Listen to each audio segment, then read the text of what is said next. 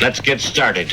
Now let's get it all in perspective. We did it like that, and now we do it like this. Do not attempt to adjust your dial. I'm transmitting live. Yo, Let's get down to business. Now let's get it all in perspective. We did it like that, and now we do it like this. All right. for the underground world, every street and borough. You may learn something.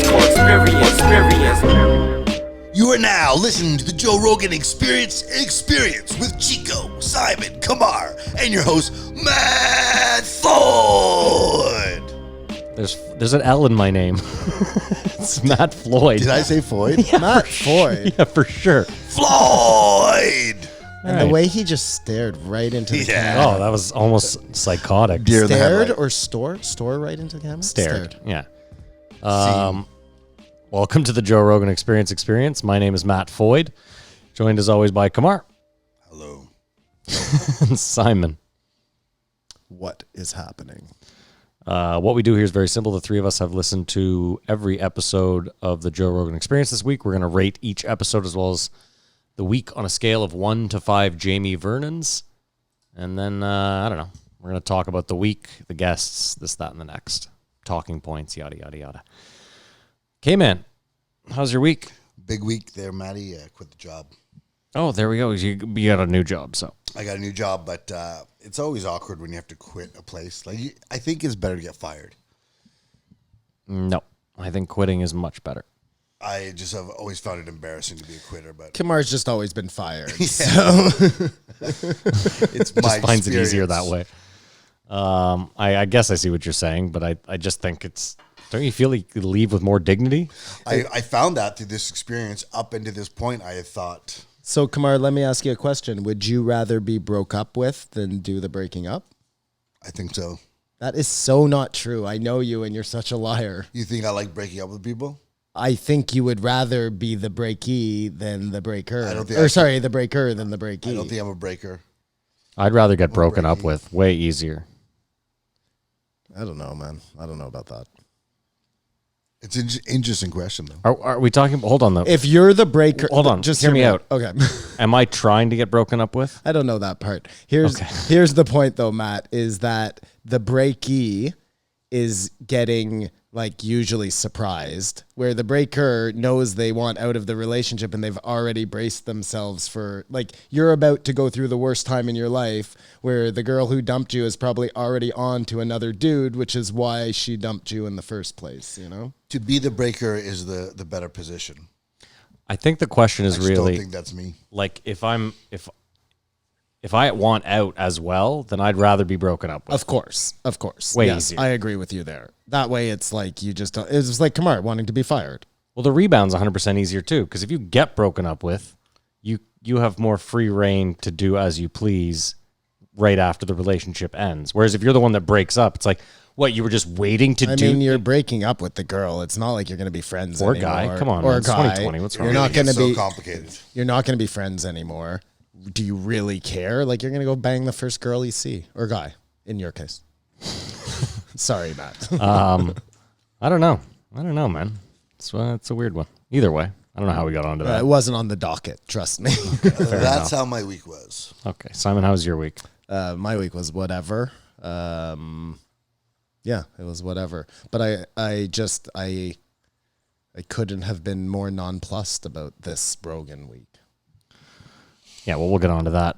It's also tough doing this whole how was the week thing when we recorded a throwback on Friday and we really kind of vented. Mm-hmm. Like, I really went off on how my week was and how I'm off social media and done with people, and only 25 or 30 people are going to hear that. That's what I was going to say. It was There perfect. is that, but I think regardless of who hears it, we got it out of our system, maybe.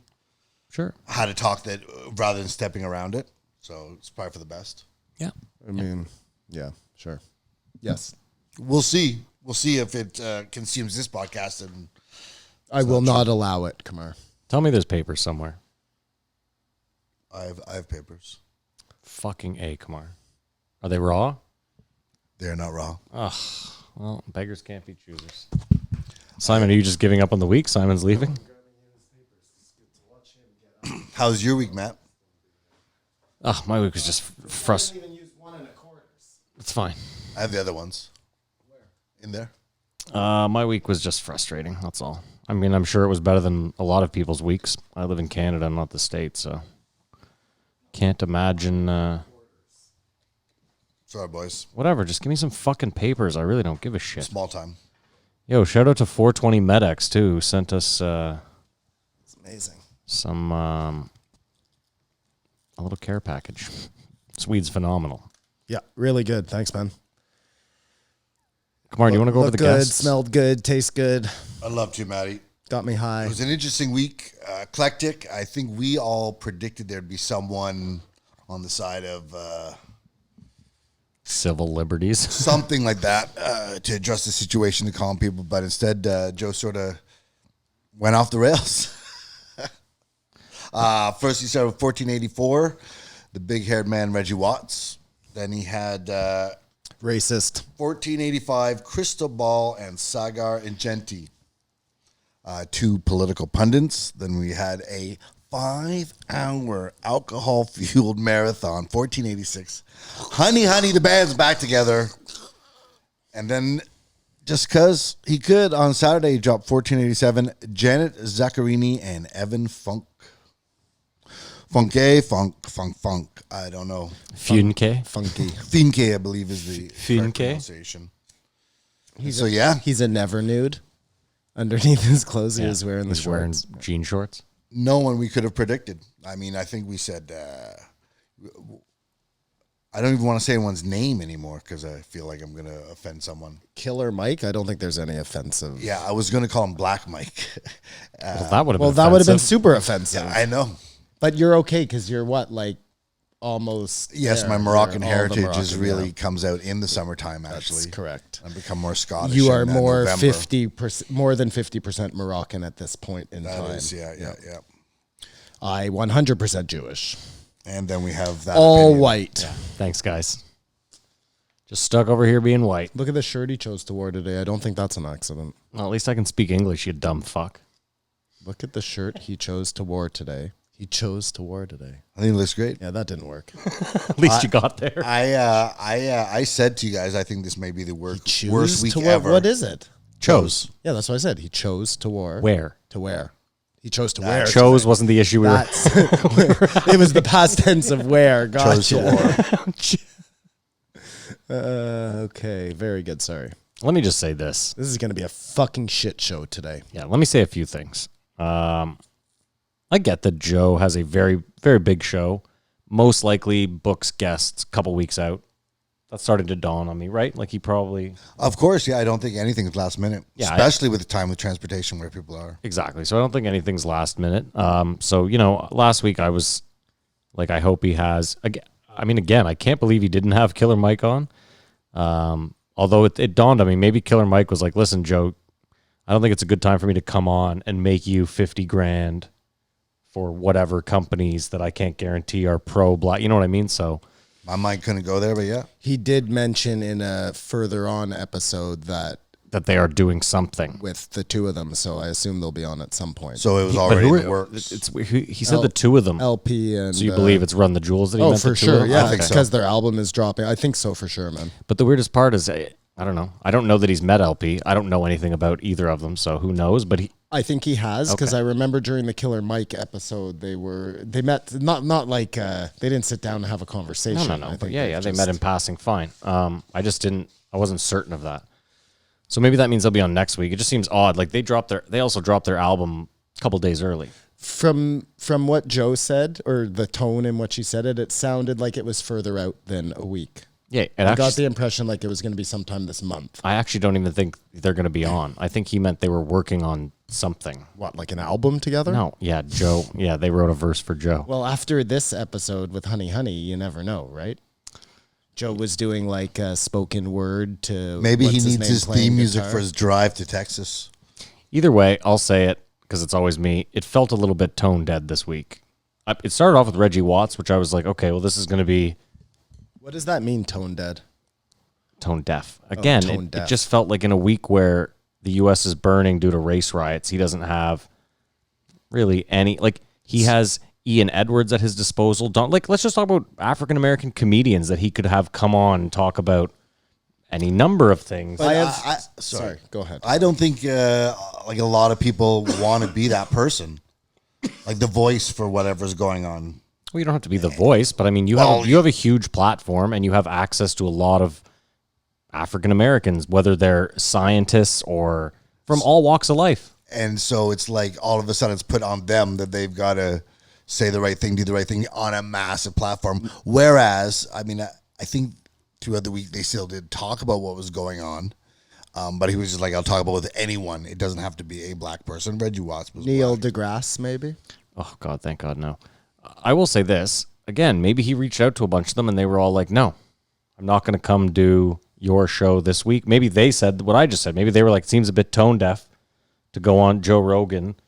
Who knows? I mean, it's a very interesting time right now. I got two minds on this. I'm like, part of me is like, Joe has a responsibility. He should be bringing on some. And then part of me is like, maybe his responsibility is he's an entertainment show. He never claimed to be anything more than that. He's here to entertain. And in a time when everybody is like super stressed out, maybe like comedy and shit can help. You know what I mean? And he's going to do whatever he wants to do. But he didn't do that is my point. Or sorry, that wasn't.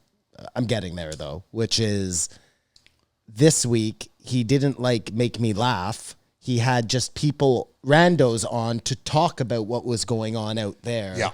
Instead of having like somebody who had some, I don't know. What am I looking for here? Knowledge. Some, knowledge or like Credibility. Sure. No, I think you just want to have the conversation with the random whoever. And I mean, the political pundits weren't too random, and that was nice having an even stream of discourse among them as it was coming down. I mean, we're gonna get there, so I guess we'll just wait before we discuss that one. Mm-hmm. Either way, I wanted to get it out there that, I had a back and forth with myself. Like, again, I don't think Joe owes it to anyone to This do with is whatever a with his huge platform. thing. That's fine. He can do whatever he wants. My problem is this. Joe claims to be left-leaning. It felt like this would have been a good week to maybe show those colors as opposed to just keeping it kind of white. I guess Saagar and Reggie Watts were on, but Yep, I don't. Saagar is not white, is what you're saying? no, Saagar is definitely not white. I've never seen. I think it's worse him thinking, "Oh, I got to get a bunch of black people on for a reason," than just to let the cards fall where they may. No, but okay, think about it. COVID comes in fucking fast and furious, and he right away, within like a day, has a guy from the CDC on. So why not have, like we said, a Cornell West, a fucking anyone, Somebody from the black somebody in the rights black movement. community who can speak on what's going on with intent and a great deal of compassion and Kamar, What if that's not a black comedian or somebody who's famous. That's somebody whose work revolves around this. And it has to be Plight, someone who you know? wants to talk about it on that platform. Well, bring Daryl Davis back on. Daryl Davis would be happy to talk about it, I'm sure. Maybe he was busy. What if he had like a white cop on? Or the craziest, the guy, well, you can't have someone he's in prison. Devin Gautner. Is that his name? No, it's What? Derek Chauvin. Derek Chauvin. Where the Devin fuck did you get Gautner. Devin Gautner? And how can you even suggest that? Because it's just the fact that, like, even though this guy is so evil, this guy's like a Hitler in changing history. You know what I mean? So let's get him on the Joe Rogan. Well, no, show. it's just so interesting. As is Floyd, like, is historical. Even though it could have been of any assault in the last year that happened that was unjust. You know what I mean? It's just historic figures for horrific reasons. He really took my Moroccan statement to heart, eh? I gave this guy carte blanche to just start trumping out. Well, no, you asked why would he be on, but I don't Well, I was sympathize being for this person. But, facetious. like, what do you think? Do you think you really fucked up, or do you think you did the right thing? Like, Well, not to push our own product, but we went back. What? We went back this week and listened to the old Michael A. Wood Jr. episode for our throwback. And Joe mentioned that episode every episode this week. Yeah, well, he mentioned it in one. I know that. No, I think in every episode he mentioned Michael A. Wood and the fact that he had him on. talk about these things. You're really pissed at Kamar for what he just said? I'm not pissed. I'm confused, but Baffled. I'm just gonna let it go, and we'll talk about it later. Okay. Okay. Is that how this podcast Anyways. works? I'm just going to let it Anyways. go and we'll talk about it later. That all being said, we have to rate the week. Yeah, it's 15 minutes in. We haven't done shit. It's that kind of week. Simon, we'll start with you. Sorry, guys. Start with Kamar. This Cali weed is going to make me cough. Fucking deal with it. I give this week a. You guys would be surprised. 3.5. All right, go ahead, Simon. I give this week a 1.5, I guess. 1.5. So it was weird because it felt like by Friday only 2 episodes had come out. Or at least Friday when I woke up. Yeah. I was like, okay, it's just Reggie Watts and this other one. We're going to have a breezy fucking week. My work is pretty much done. And then he drops 5 hours of, literally 5 hours of HoneyHoney on us. And then Saturday on a UFC night drops a fucking Canadian restaurateur and her pasta maker. So I had a real fucking tough time with this week because I thought I was in the clear. I'm not mad at you giving it a 3.5, Kamar. I guess realistically, if you take HoneyHoney out of it, I'd probably agree with you. But with HoneyHoney, There's something wrong with the honey. with HoneyHoney in there, though, I can't go higher than like a 3. And I think I'm being more generous than I've been lately. I think if you take the journey, though, it makes sense. You can't listen. Do you know how many incredible guests Joe has had on where the guest has been willing to keep going and Joe's looked at them and been like, can you believe it's been 3 hours already? We got to wrap this up. And it's like, but you can just get drunk with this fucking woman that you may or may not want to fuck. And Well, when we get to it, we'll talk about intent. Sure. And what was Sure. going on there. Simon, go ahead. No. Air It's your fine. grievances. I'll save it for HoneyHoney. Okay. All right. Well, let's start with the first one then. Reggie Watts. The sound man. I feel like we forgot something. No. No, we're good. Look at the board. Thank you for listening. I can't see it. Guest list, rate week, start show. Start show. Let's do it. Pretty fucking simple equation. Oh wait, this is my part. Yeah, this is where you come in. Dude. Oh, this is what I was gonna say. Sorry, just before we start show. Sure. I have never had a week of us doing this show where I have been so down to the wire. I was literally finishing up HoneyHoney because I listened to the pasta one and then HoneyHoney as I was pulling up to Matt's doorstep to bring him here. You were ready So to talk about it. Oh, full disclosure, I have an hour of HoneyHoney left. Well, don't feel bad. Don't care. Don't We can worry fill about you. it. Yeah, I really Okay. don't care. So 1485 Reggie Watts. 1485? 84. 1484? Okay. 1485. I'm asking you. You're the I don't fucking. know, man. I can't. It's not even that hot in I here. write it down. 1484, Reggie There you go. Watts. Thank you. I knew it was one of them. 1484, 1485. I didn't realize he was the band for James Corden's This show. is my problem. That's your problem, is that he's the band for James Corden's show. No, I don't have a problem with. Whoa. Sorry. Just before your problem. He is the band for James Band leader. for Corden, the blonde guy from Britain. Yes. Yeah. I'm done. Exactly. And I'll tell you why. This is what you told me a year ago the world would be shut down. There'd be a race wars and that Reggie Watts would come on Joe Rogan and talk about guns and cars. I would told you you're crazy because he could talk about James Corden. I would love to know what that's like, but maybe that's a no-go. Yeah, he can't badmouth. No-go zone. No zone go. Actually, yeah, now that you think about it, that's such a plush and cushy A network no zone job. go? Well, look at the car he got. A no-go zone. A no-go zone. Yeah. Sorry, Matt. I mean, it's funny because so what? He has a nice car. Like, the guy's rich.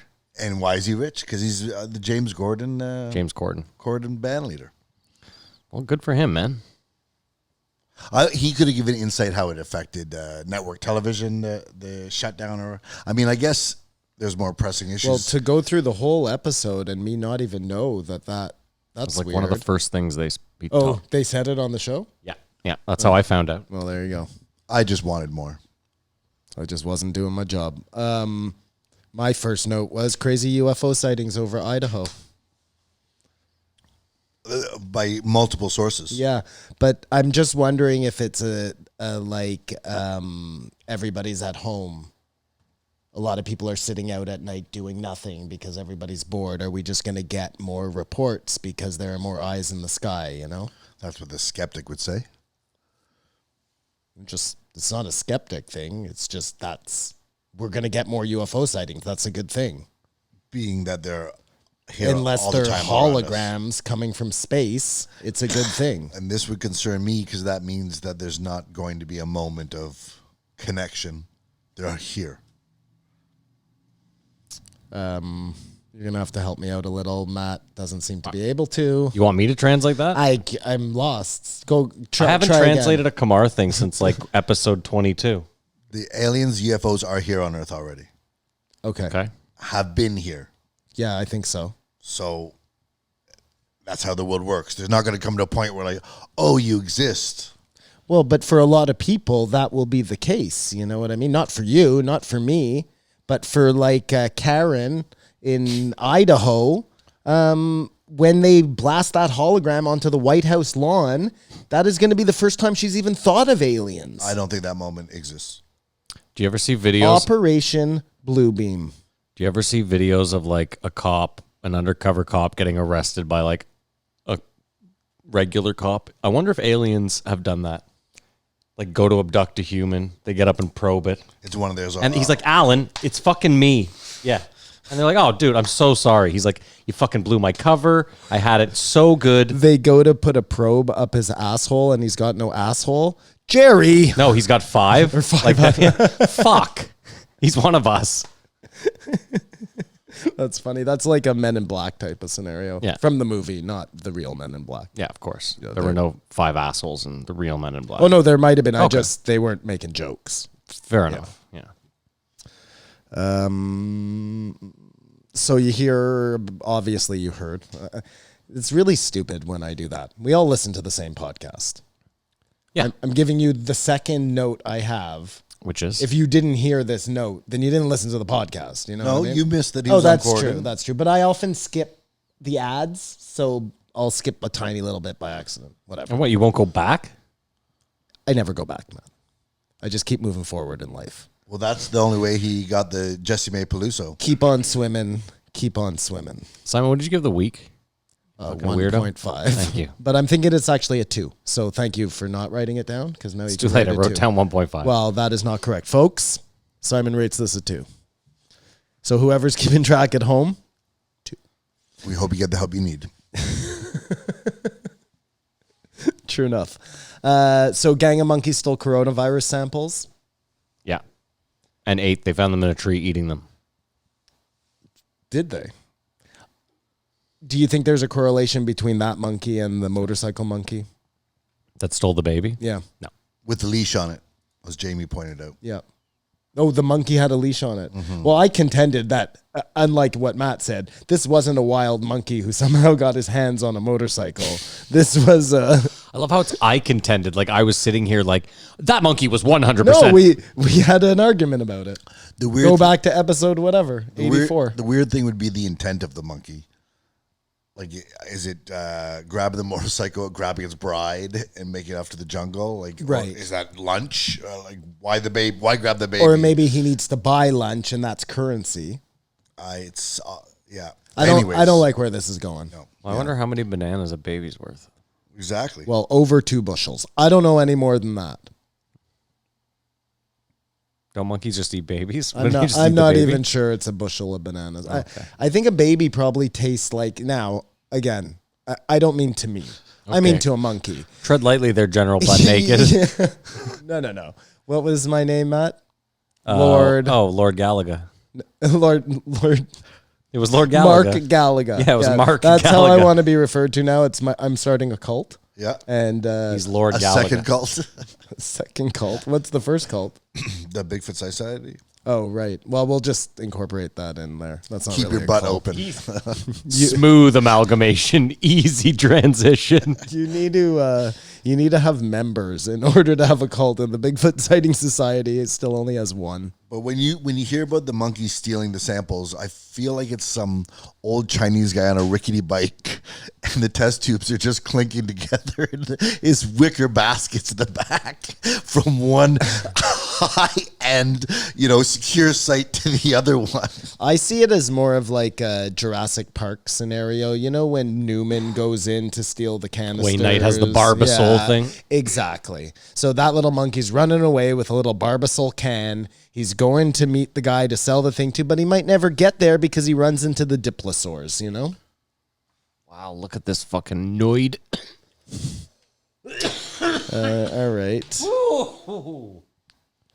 But like, it really does just keep getting stranger. Like every story is just stranger than the next story. First, it was the monkey on the bike, and you thought, well, it can't get any weirder than that. And then they're stealing the samples in Barbasol cans, and you're like, no, it definitely can't get weirder than that. And then they're going to be like playing poker with cigars, and like, you're going to be like, well, that's normal, I think they might play pool. Whatever you want, man. I was going to say, I have that painting in my basement. I was thinking dogs playing poker. Dogs. Gotcha. When dogs are like the dogs in Rick and Morty, that'll be serious. Right, yeah. Snowball. You don't watch Rick and Morty, eh, Maddie? Seen the first 3 seasons. Oh, you have? Okay, good. Yeah, Mr. Meeseeks. It's a great show. The show is incredible. Yeah, That's incredible. Pickle It's Rick. really good. It's really good. Oh, is that why you started your whole pickle thing? No, I just found that pickle as and an thought that was... homage He to hadn't seen Rick Pickle and Rick Morty. when he started that. No, I had definitely seen Pickle Rick when I... So as they were talking about monkeys, Joe started talking about Oliver the Humanzee. And just the word Humanzee brought a huge smile to my face for some reason. Whatever. I looked them up. I don't know. Were you guys watching this one or? No. Nope.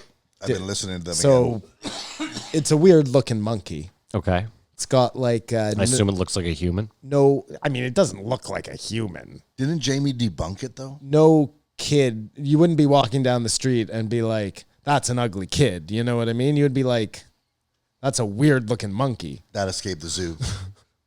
That's an ugly kid. Anyways, it's got like no hair on its face. Maybe it has like some albino issue or something. I don't know. But yeah, definitely a weird looking monkey. And apparently that woman fucked it.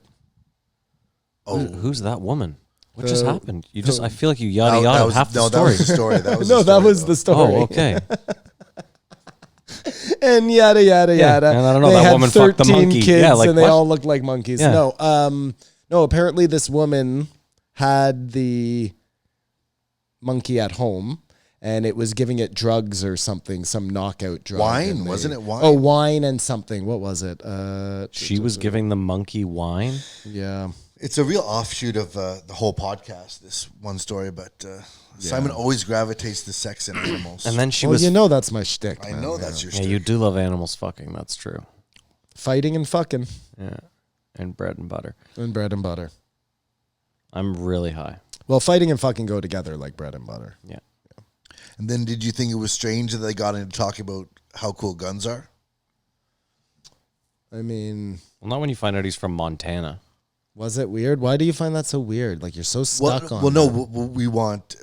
we want Joe to have some sort of guest on that will talk about civil rights or whatever, and then these guys are talking about guns, and not in an irresponsible way whatsoever, but like one would say that guns are part of the problem in the United States. Right now, I would say is like the time where you would need a gun the most. Everyone needs a gun the most now. And did you picture Reggie Watts as being a gun guy? I mean, I just never thought one way or another. You know what I mean? And like Matt said, the second I heard he was from the South, Montana's definitely not. not the South. Sorry, Rural. from a rural mountainy setting. Is that okay, Matt? I just don't want you to be. I just meant Yeah, a yeah. place where the guns are more prevalent. It doesn't surprise me at all. That's what. Yeah. I would assume that he was vegetarian and drove like a smart car. Well, he does. Doesn't he drive a Tesla? Oh no. He said this Porsche that he bought was going to be his last gas car. That's what he said on this episode. But I bet this Porsche was expensive. For sure. It's a fucking Porsche. It's okay that he has money. It's known why he has money. He's earned his money. I just thought differently of how Reggie Watts. You spent thought his he time. was a struggling comedian? No, I knew he wasn't struggling. No, but I mean, you thought he was like a Brian Callen? I thought it was just more, and he probably is still a simple man, more bohemian. Okay. And just the passion about guns and the passion about cars, more so. The Montana explains the guns, and he explained the cars about his dad and stuff. It's just crazy. If you saw that guy get out of a $400,000 Porsche, I don't think it's that much. I think it's that much. They were I don't talking think pretty he has crazy a about it. $500,000 car. Joe No was way. pretty impressed by this car. Yeah, still, dude. I bet you it's like 250K max. I don't know my Porsches. I just know that a $400,000 Porsche is probably tough to come by. He made it sound like it was tough to come by and it was expensive. Wouldn't you if you had a Porsche? You're not gonna make it seem like you could just Well, I got good APR on it. You could probably go get one too. Yeah, if you get to talk about your Porsche, you have to be doing well, and it doesn't matter how much it costs. It's just I thought it was interesting that he likes nice things, and it's my prejudice, and I I'll thought be damned it for was it. interesting that he likes nice things. Yeah, that's I such think a it would weird be statement. weird if he didn't like nice things. Kamar, you thought he was just like a straight up like oat eating hippie who like gotcha, okay. Like stinks. Absolutely. Like reeks of patchouli. And not the pejorative. I don't know what to make of all of this, man. But you didn't know who he was. You knew. What did you think He's of Reggie been on the Watts? show before. Let me We ask know you this. exactly who he was. Just for future reference, in talked case about he's Gordon. ever on. What do you think Eric Andre's like? Let's just hear that out right now. Yeah, I think he's a bleeding heart liberal. I didn't ask Sorry, you. Sorry. I think he may have money, but lives of modest means. Okay. This fucking guy. I don't know. It's just how you picture something. Yeah, I Like, get you. Can you picture Joe at home in his mansion? Yes, I do all the time. I don't think he even has a mansion. It is a mansion. Are you fucked, Simon? There's a staircase inside that's like, shh. I love how Kamar judges a rich person by the whoosh of their staircase. Well, that's one aspect. I imagine Joe in my head, and obviously I'm wrong. Yeah. But I imagine him having like a really expensive house. Yep. But it's not like Gaudy. 20 bedrooms. I think it's probably like 8 bedrooms, but they're all huge and beautiful. You know what I mean? And that each one, I don't know. I just don't see him having like a crazy. Doesn't he kind of live? I feel like this is more telling of you than Joe. Doesn't he kind of live in the country-ish because he had chickens and shit? Like he's not. I think you can have. I think in the Hollywood Hills you could have like chickens. Beverly Hills. We don't know enough about the geography. Okay, it doesn't even matter to me. We're also not in that echelon of money, so who knows? Are you just gonna keep kicking that box? No, maybe.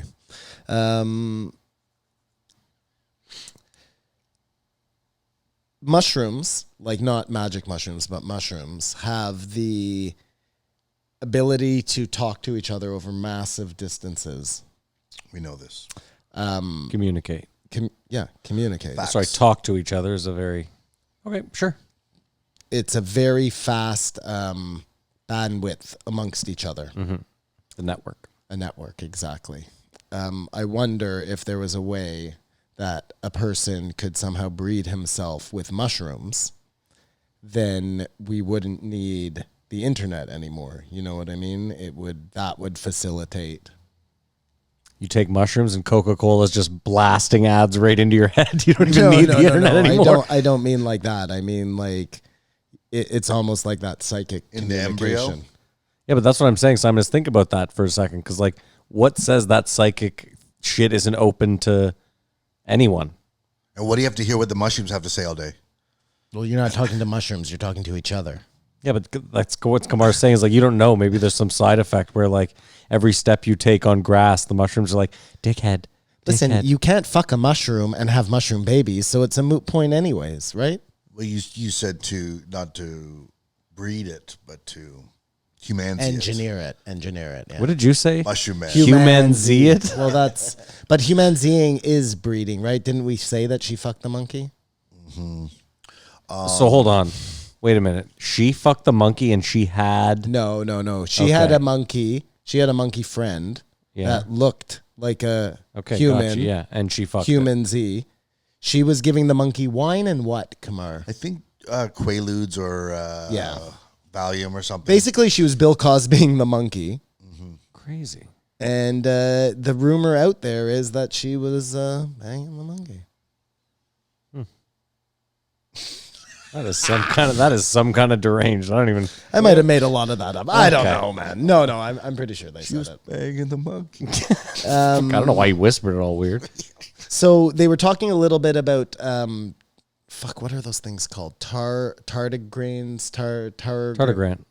Is that what it's called? Yeah, I'm pretty sure. Those little Star Trek looking things that could survive in space. Uh-huh. And then they were just talking about the idea of something starting from a cell and making its way to, which we all learn in biology, you know what I mean? But when you actually stop to think about it, like... It's fucked. It's so fucked. It makes... Zero sense. It makes zero miracle. sense. It's... The only way it makes sense is if you're in a simulation and it's already just like you just come to and you're like, all this has happened already. You know what I mean? It doesn't make sense that there was just billions of years of just like... Yeah. And then a lot of years of a fish, and then a lot of years of a fish kind of making little tiny arms, and this goes on for like, you know. Have you ever seen an elephant? Too much. Have you ever seen an elephant's hoof cut like in half? No. It's insane. There is a human foot. Okay. Encased. Oh, actually, I have. I know exactly what you're talking about. I'm gonna look in it that up. flat elephant thing. I'm not kidding you, It's a Kamar. boot? Is a human skeletal foot.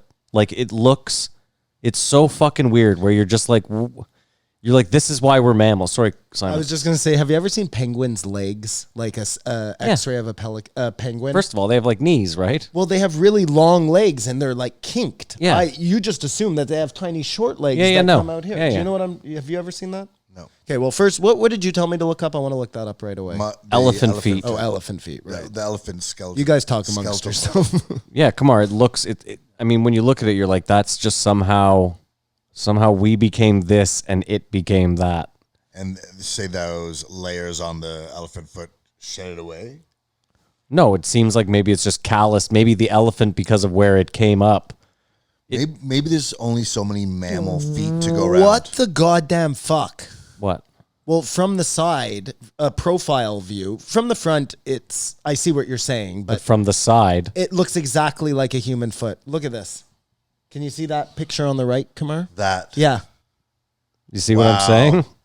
On heels. That's it. It's just like a layer of fat. High heels. Yeah. So when you see that, you're like, okay, evolution kind of makes sense in a weird way. Like we just lost the tusk and we lost I don't know. It would make more sense than creation. Dude, you just said that makes sense. Like, to me, that's almost even more crazy than the cell just becoming us. You know what I mean? The fact that we're going through. But hold on. Simon, I'm saying once the cell gets to where we're at, then it starts making some sense for me. But for the cell to just become, listen, I'm with you. I'm still with you, pal. It's all fucked.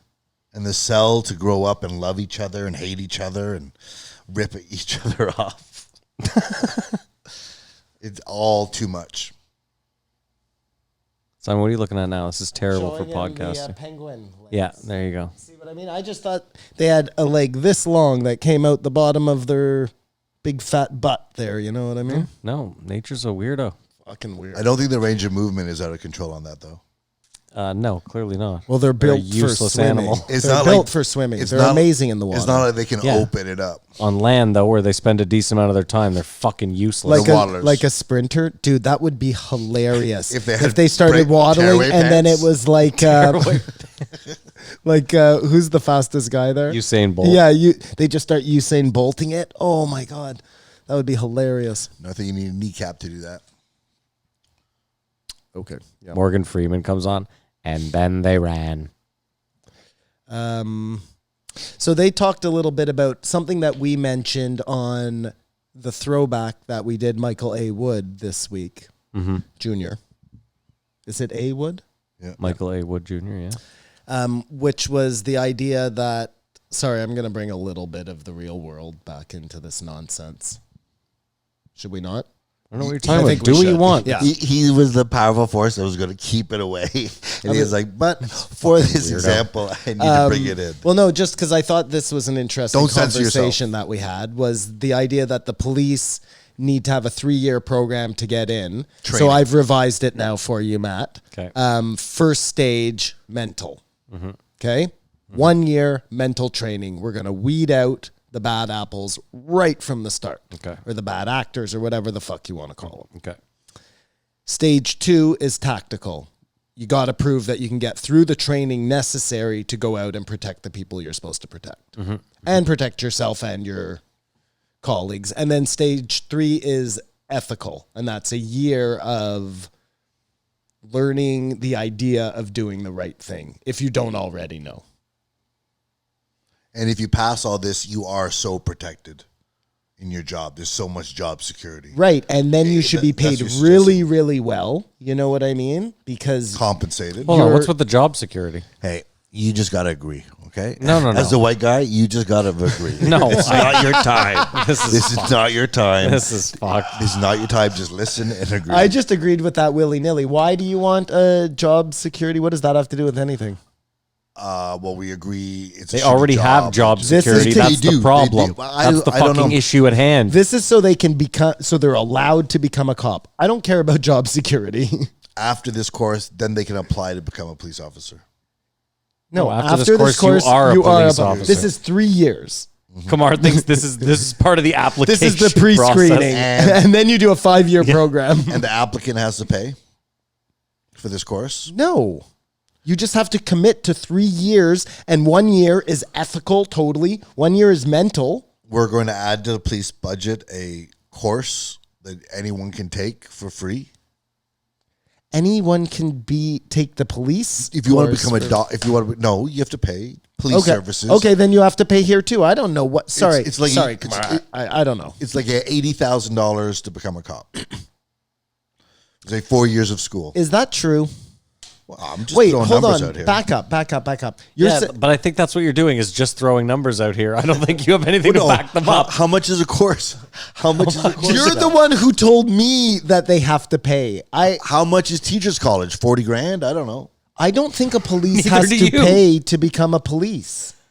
You just apply. Yes, and you have to get through a course, and if you get through, you're saying, why would I waste my time? But we're going to weed them out. Nobody's making it through year one if they don't deserve to get through year one. I think this is an important factor we need to know. Is if you can just send your resume to the police and come on in for an interview, and then they set you up with training like that. Well, how do you think it works?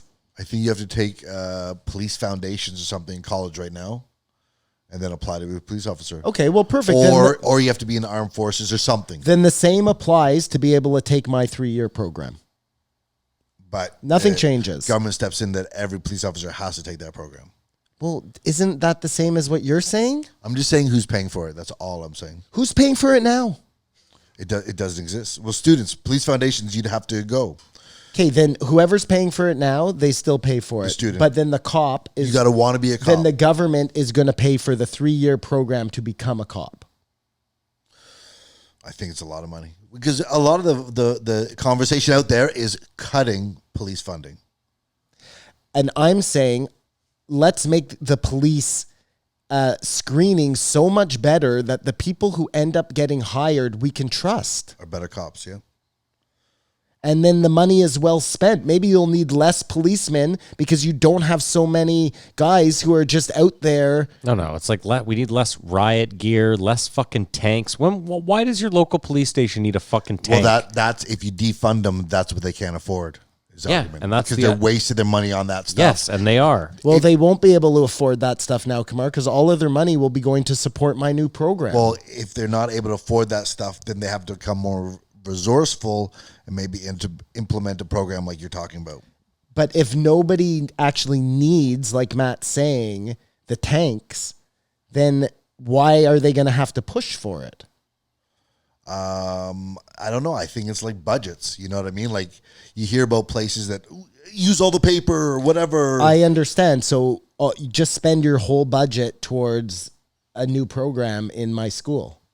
Do you know what? Split. Do you know what the real problem is with this whole defund the police thing? Is that we already know that the police is just full of politics, and we all know how dirty politicians like to play. I guarantee you this whole defund the police thing, what's going to happen is there's going to be a massive call where they need the police, and someone high up is going to be like, don't send anyone.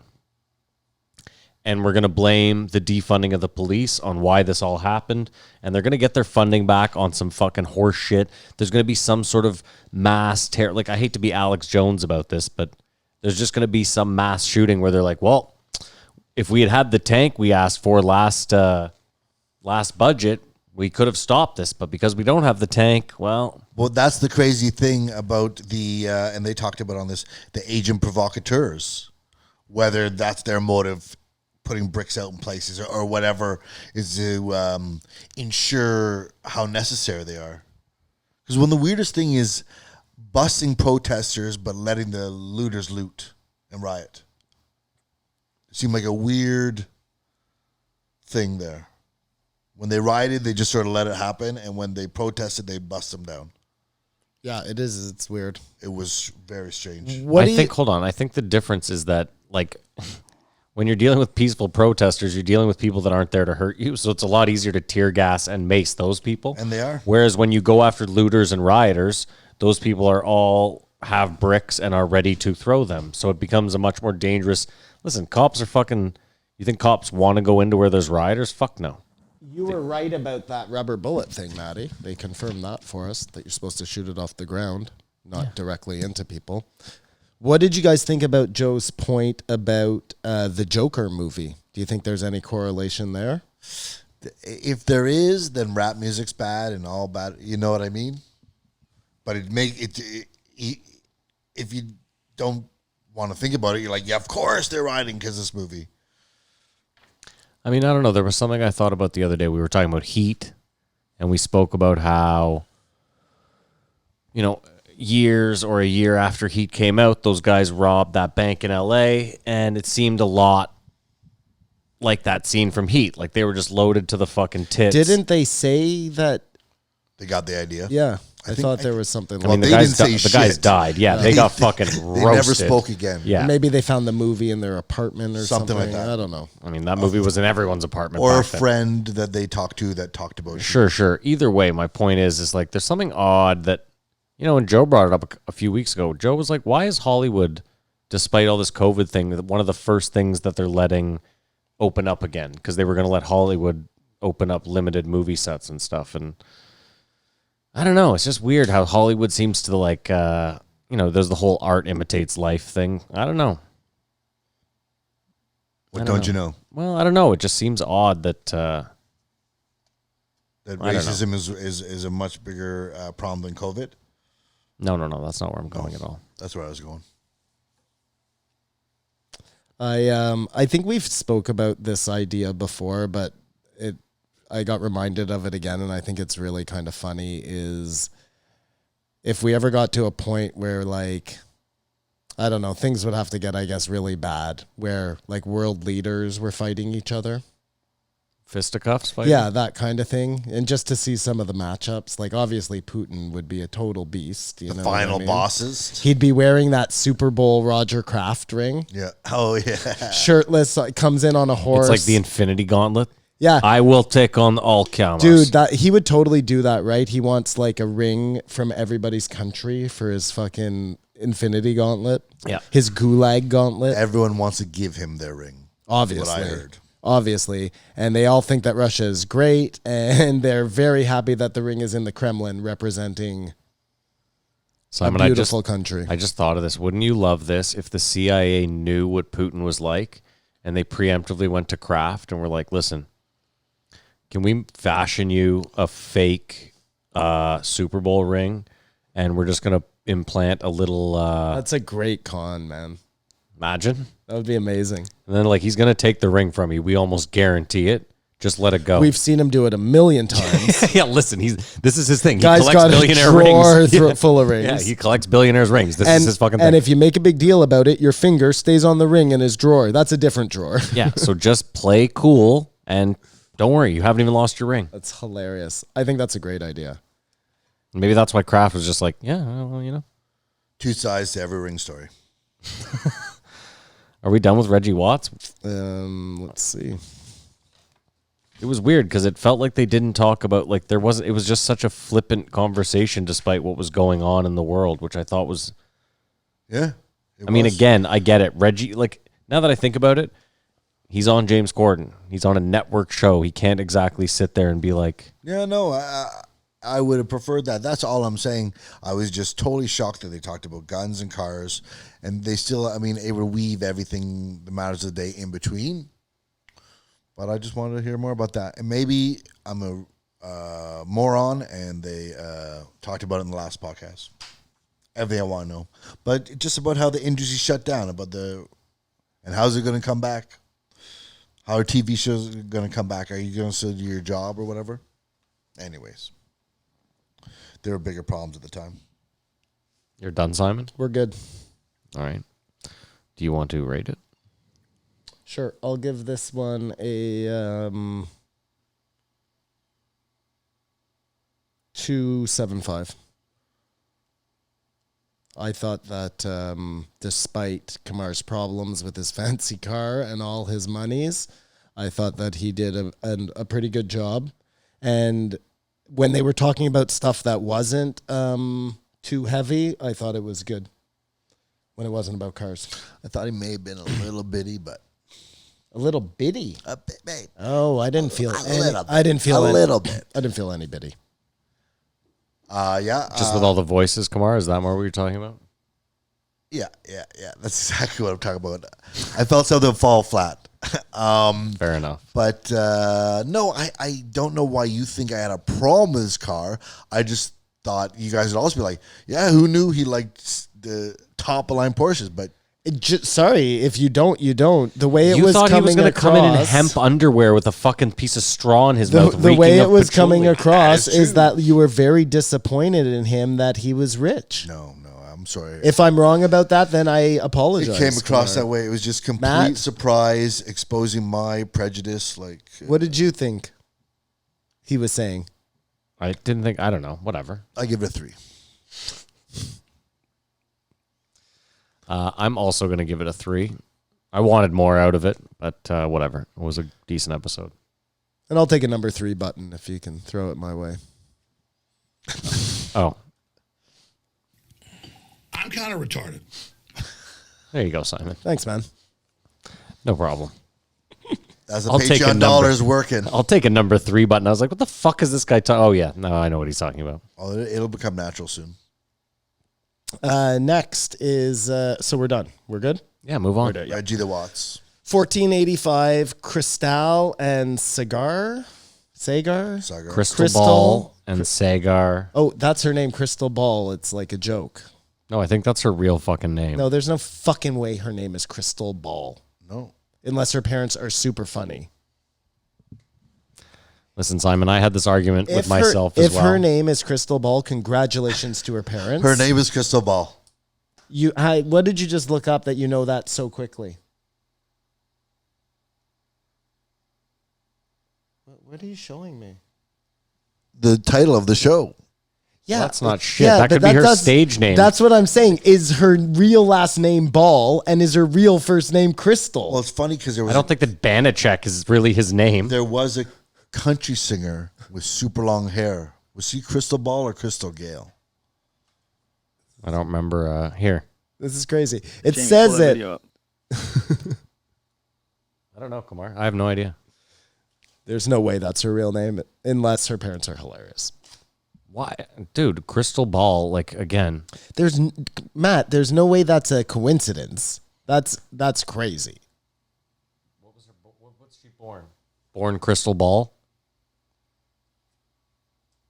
They won't say her parents' name. We don't care about her She's born parents. Crystal Ball, yeah. There, her name's Crystal Wikipedia. Ball. You want me to look it up?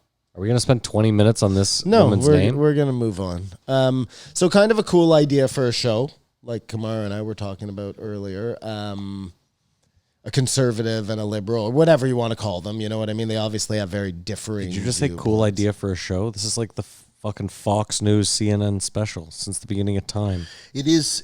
I mean, it started with Is it? You feel Crossfire, right? Yeah.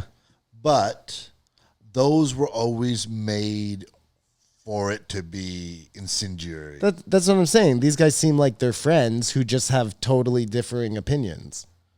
Sure. Again, I've never listened to the show. I have no fucking idea. Listen, Simon, I agree with you that, their talk, it sounded like, they also sounded like one was slightly right of center and the other was slightly left of center. I think that helps to have them. Well, yeah. Imagine if you get someone far right versus someone imagine you got a trans Zim sitting with I don't know, fucking Ben Shapiro. You know what I mean? Like that's a tough weekly podcast to sit down and listen to. Whereas if you get someone who's just slightly left and slightly right, then fair enough. But Simon, I'm with you. I thought this was the episode of the week for me. A discussion of ideas with disagreements that wasn't derogatory. I was actually, I thought it was going to be my favorite, and it wasn't. I don't know. It fell flat for me totally. Yeah. Pasta Maker was your shit, huh? Oh, fuck. No. Yeah, no. I think Reggie Watts might have been my favorite, believe it or not. Looking back. Yeah. They were saying that like virtue signaling is an important part, or maybe they weren't, and I just extrapolated this, an important part of the whole scam. You know what I mean? Because it makes you believe that you're being helped when really you're just... Virtue signaling makes you think you're being helped or helping? Well, both. But meaning that like... So you have somebody who's kind of pretending to have a point of view, a company or whatever, right? So you're like, oh, cool, Nike believes the same things I do, but really you're just caught in this perpetual machine of them pretending to be outraged by something to support a cause. So you feel good pumping more money into a system that doesn't give two shits about you, obviously. You know what I mean? So this was actually the last point brought up on this podcast. And it was by the dude who's slightly right of center. Saagar. What he was saying, Simon, and it's what you're saying, but his point was more that America definitely has a racism problem, but it should be focused more on a class issue because there's a bigger class problem in the States that's never spoken of. And what he was saying was that when these companies go out and virtue signal like this, what he said was the reason they're doing it is because it takes your mind off the fact that they're really the ones fucking you in the end. They're really the ones fucking everyone in the end because they run the world through voting everyone in, and they actually have all the power with the money they make and the fact that they're such a huge conglomerate. And his point was really, you can get caught up in the racism. It does exist for sure. It's not that it's not there. But his point was, if we don't focus on the fact that there's 10 companies running the world with their umbrella corporations, then we're all fucked anyway, and we're all going to end up, Yeah, I think that's pretty much the point I was trying to make. Sure, I'm just trying minus the race part of it, you know what I mean? I was just talking about the business aspect of you believing that like you're but his helping people. His point was simply, of course, these businesses want to sit there and say, yeah, we're behind you 100%. We stand behind you because, again, they know that at the end of the day, they're like, well, we're just going to fuck you guys 100 ways from Sunday anyway, whether you're black, white, Asian, it doesn't really matter. Well, I guess like the irony of something like that is Nike supports Colin Kaepernick, right? Yeah, and then Nike gives discounts to police. Well, no, I was going to say, and then all their stores get looted. You know what I mean? So there's no love for Nike, obviously. Oh, I don't think the looting is like targeted. It's just whatever. It's just a line of business. Is like, I mean, I think you're again too. Right. The problem that I had with Joe all week was he was flip flopping like a maniac. Sometimes he was like, the protesters and the looters were together, and then there was other times where Joe was like, I mean, I get it. You're disenfranchised, and what else are you gonna do? Isn't that kind of how you feel though? Like that's how I feel. Like some days I'm like, I get one side, and I mean, look. Listen, I've seen enough to know that the looters and the rioters are completely separate from people protesting. And the more we keep talking about them in the same breath, the more we do a huge disservice to any movement that is trying to stop police brutality.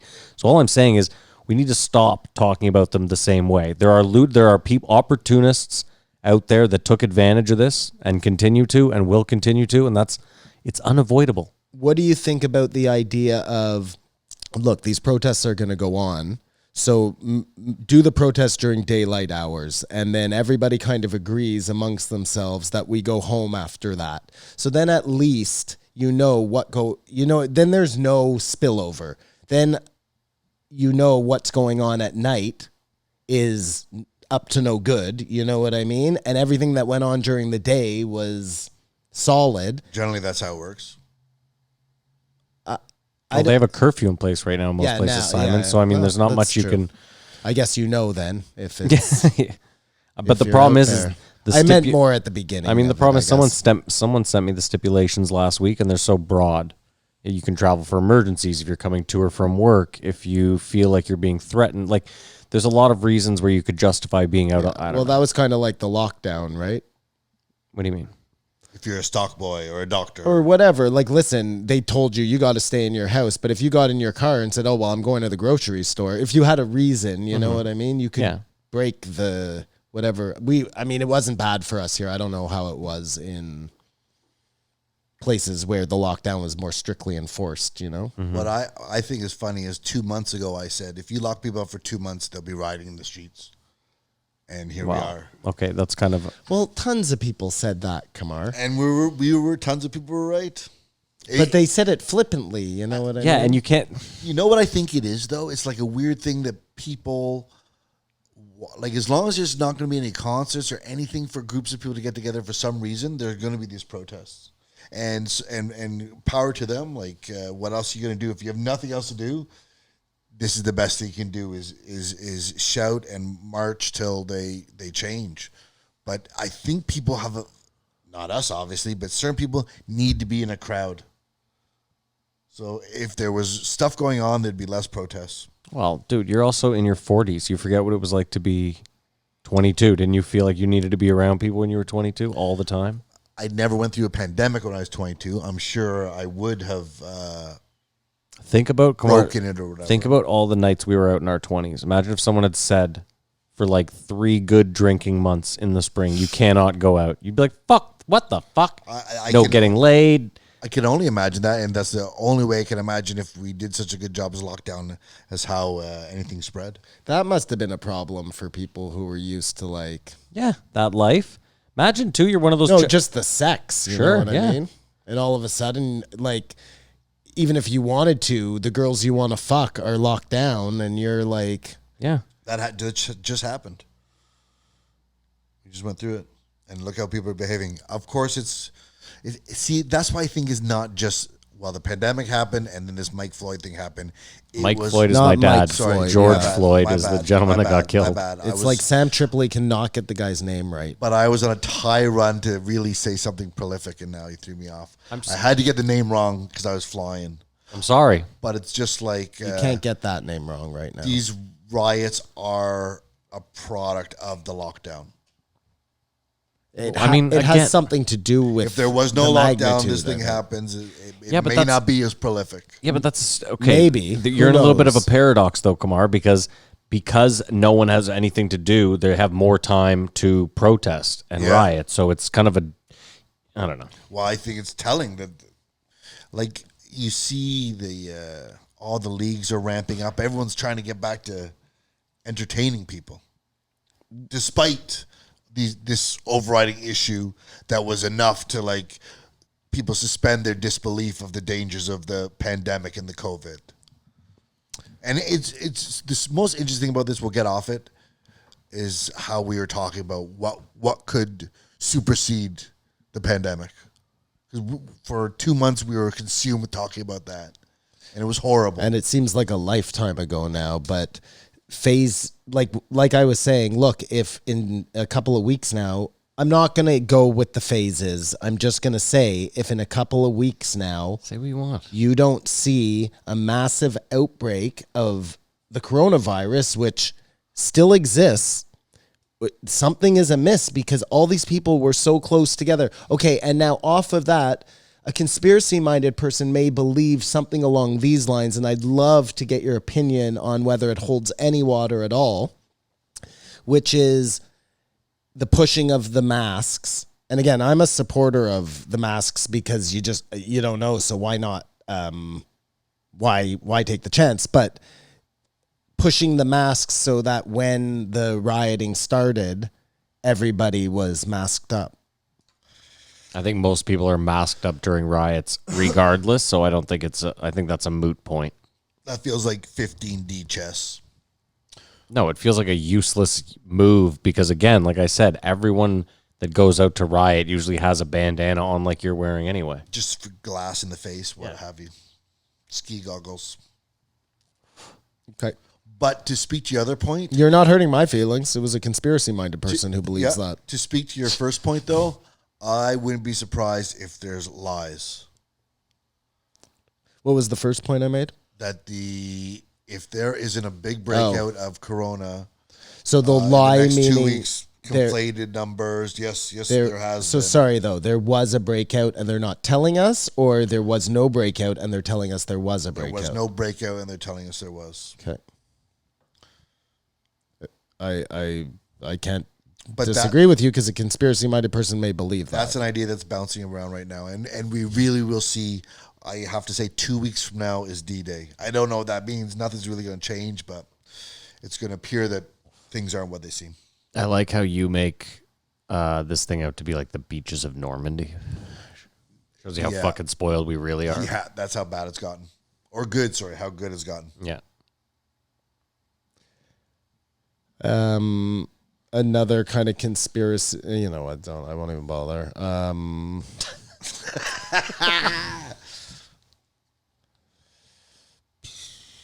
Well, you gave up quick there, Simon. Yeah, I don't know. And I realized, oh shit, all these pictures of Earth from space, they're all CGI composites, and NASA admits it. Oh, I'll tell you all about that.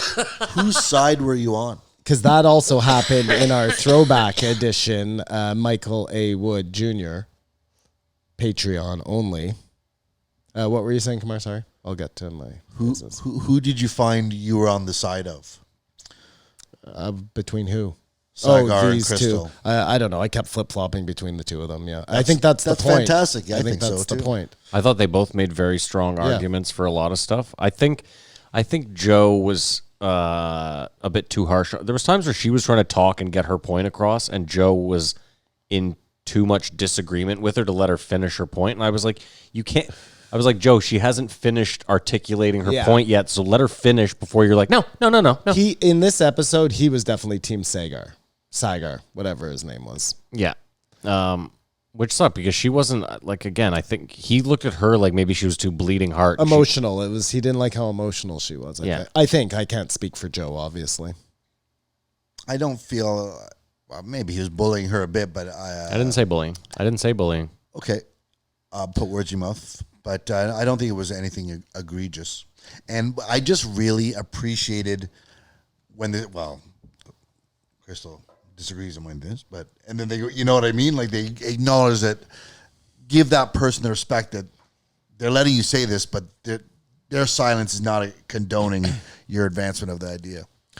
The stock market is just a graph of rich people's feelings. Well, that's it. How can it be going up right now? What they said that in this? Yeah, they were like we can't take credit for it. It was a tweet that someone That is fucking great. That is great. Sad. Yeah. Well, no, it's just kind of like on the nose, you know?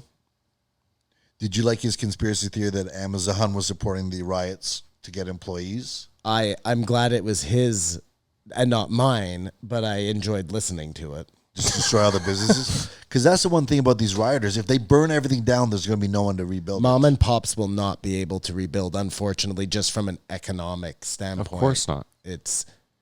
And you know, maybe it's the case. I don't think it works this way, like where you can say to an insurance company, and maybe you can, maybe I'm wrong, give me less on the dollar, but I don't, because usually an insurance company will make you replace things, bone for bone. But actually, now that I think about it, I think you can take a payout and they give you like 30 cents on the dollar or something like that, 40 cents on the dollar, and maybe it's a little more.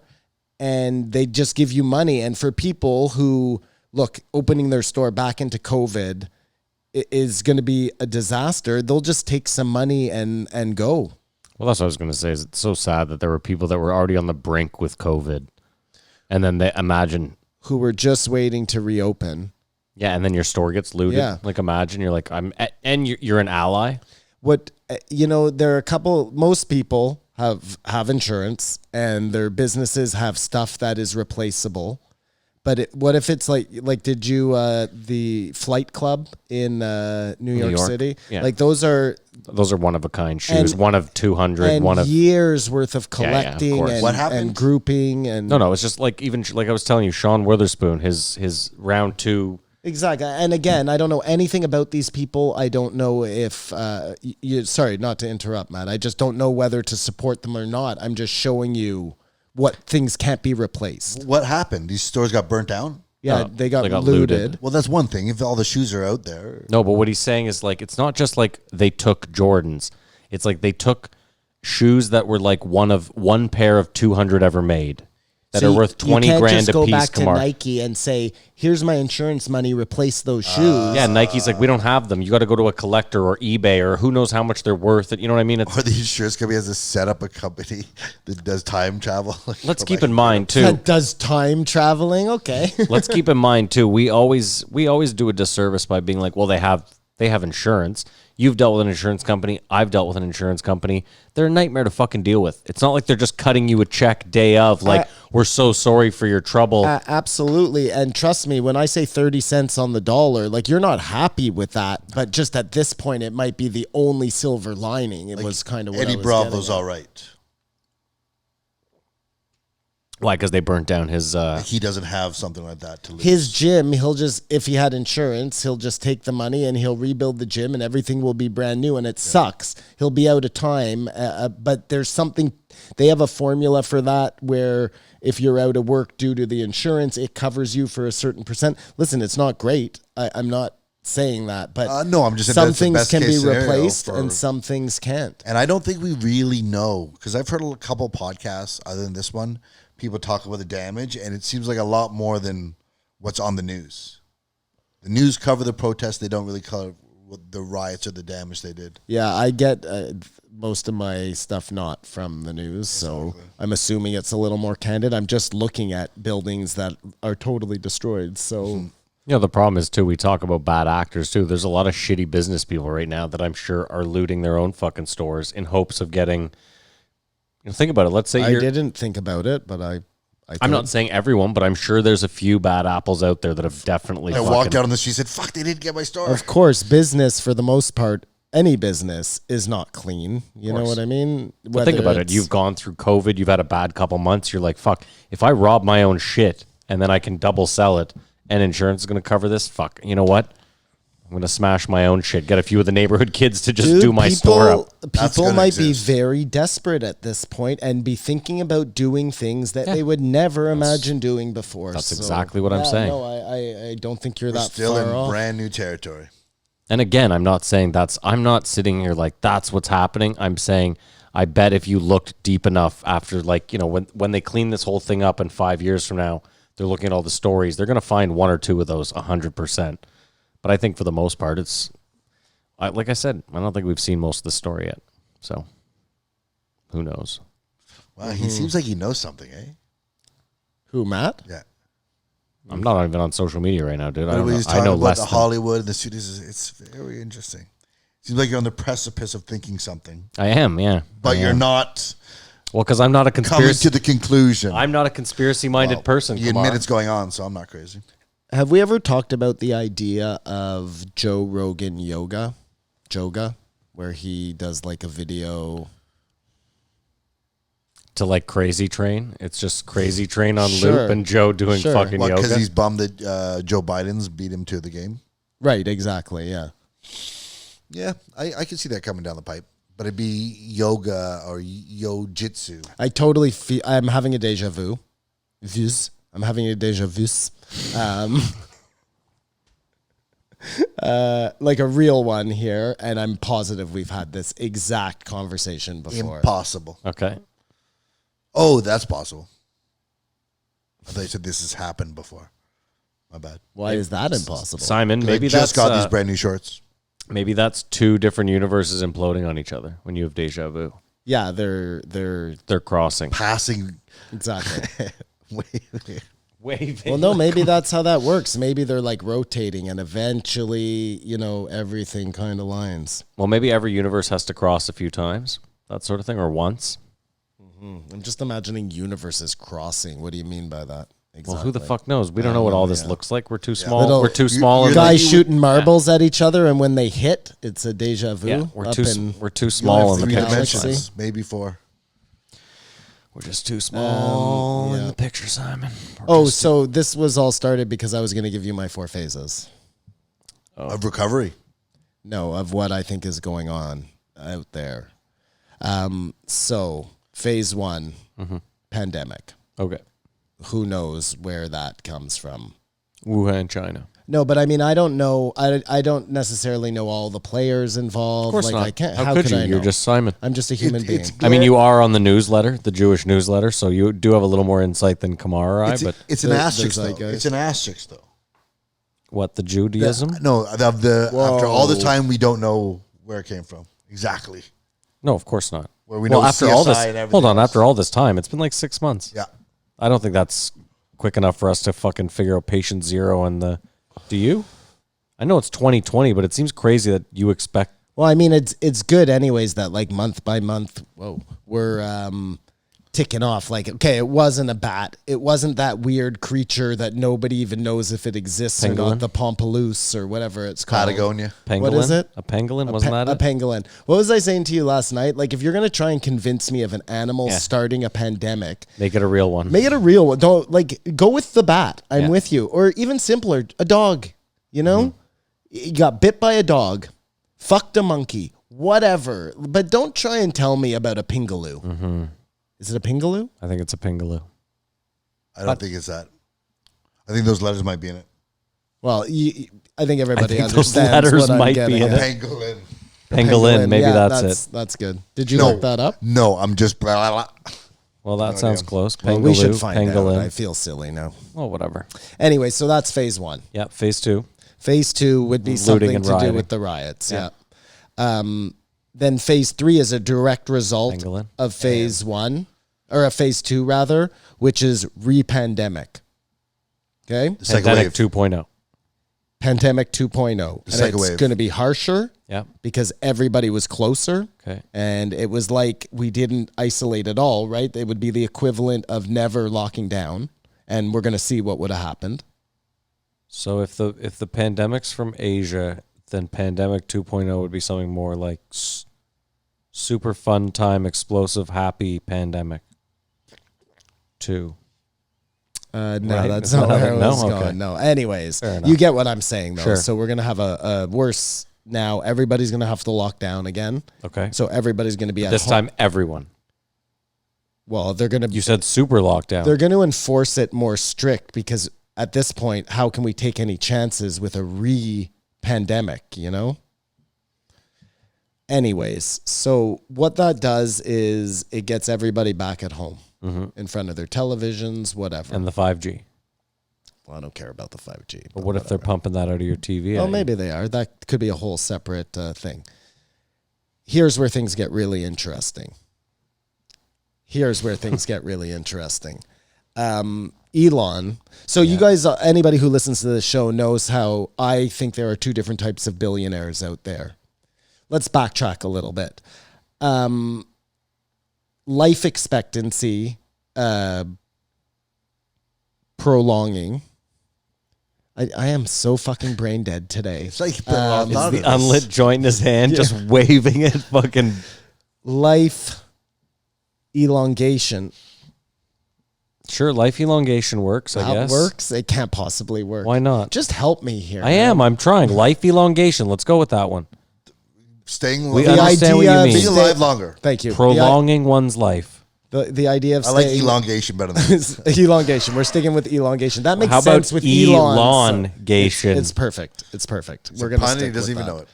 know it. Again, Tony Hinchcliffe would be proud.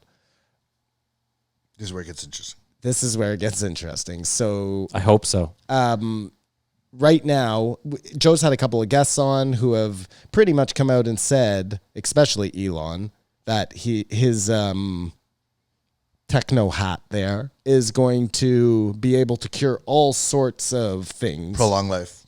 prolong life. So let's just say these guys know, these billionaires know that they have them and their families have another 50 years on this planet, 100 years on this planet. I don't know what. I assume if everybody kind of gets an extra 10 years, the rich are going to get an extra 50, you know? Let's make it up. Let's say it's 100. So everybody gets an extra 100 years. We have a serious population problem.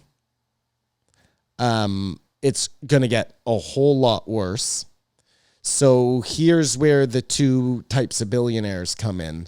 There's the Elon Musks, and we'll get to that. There are the let's just call them the Elon Musks who want to get to space.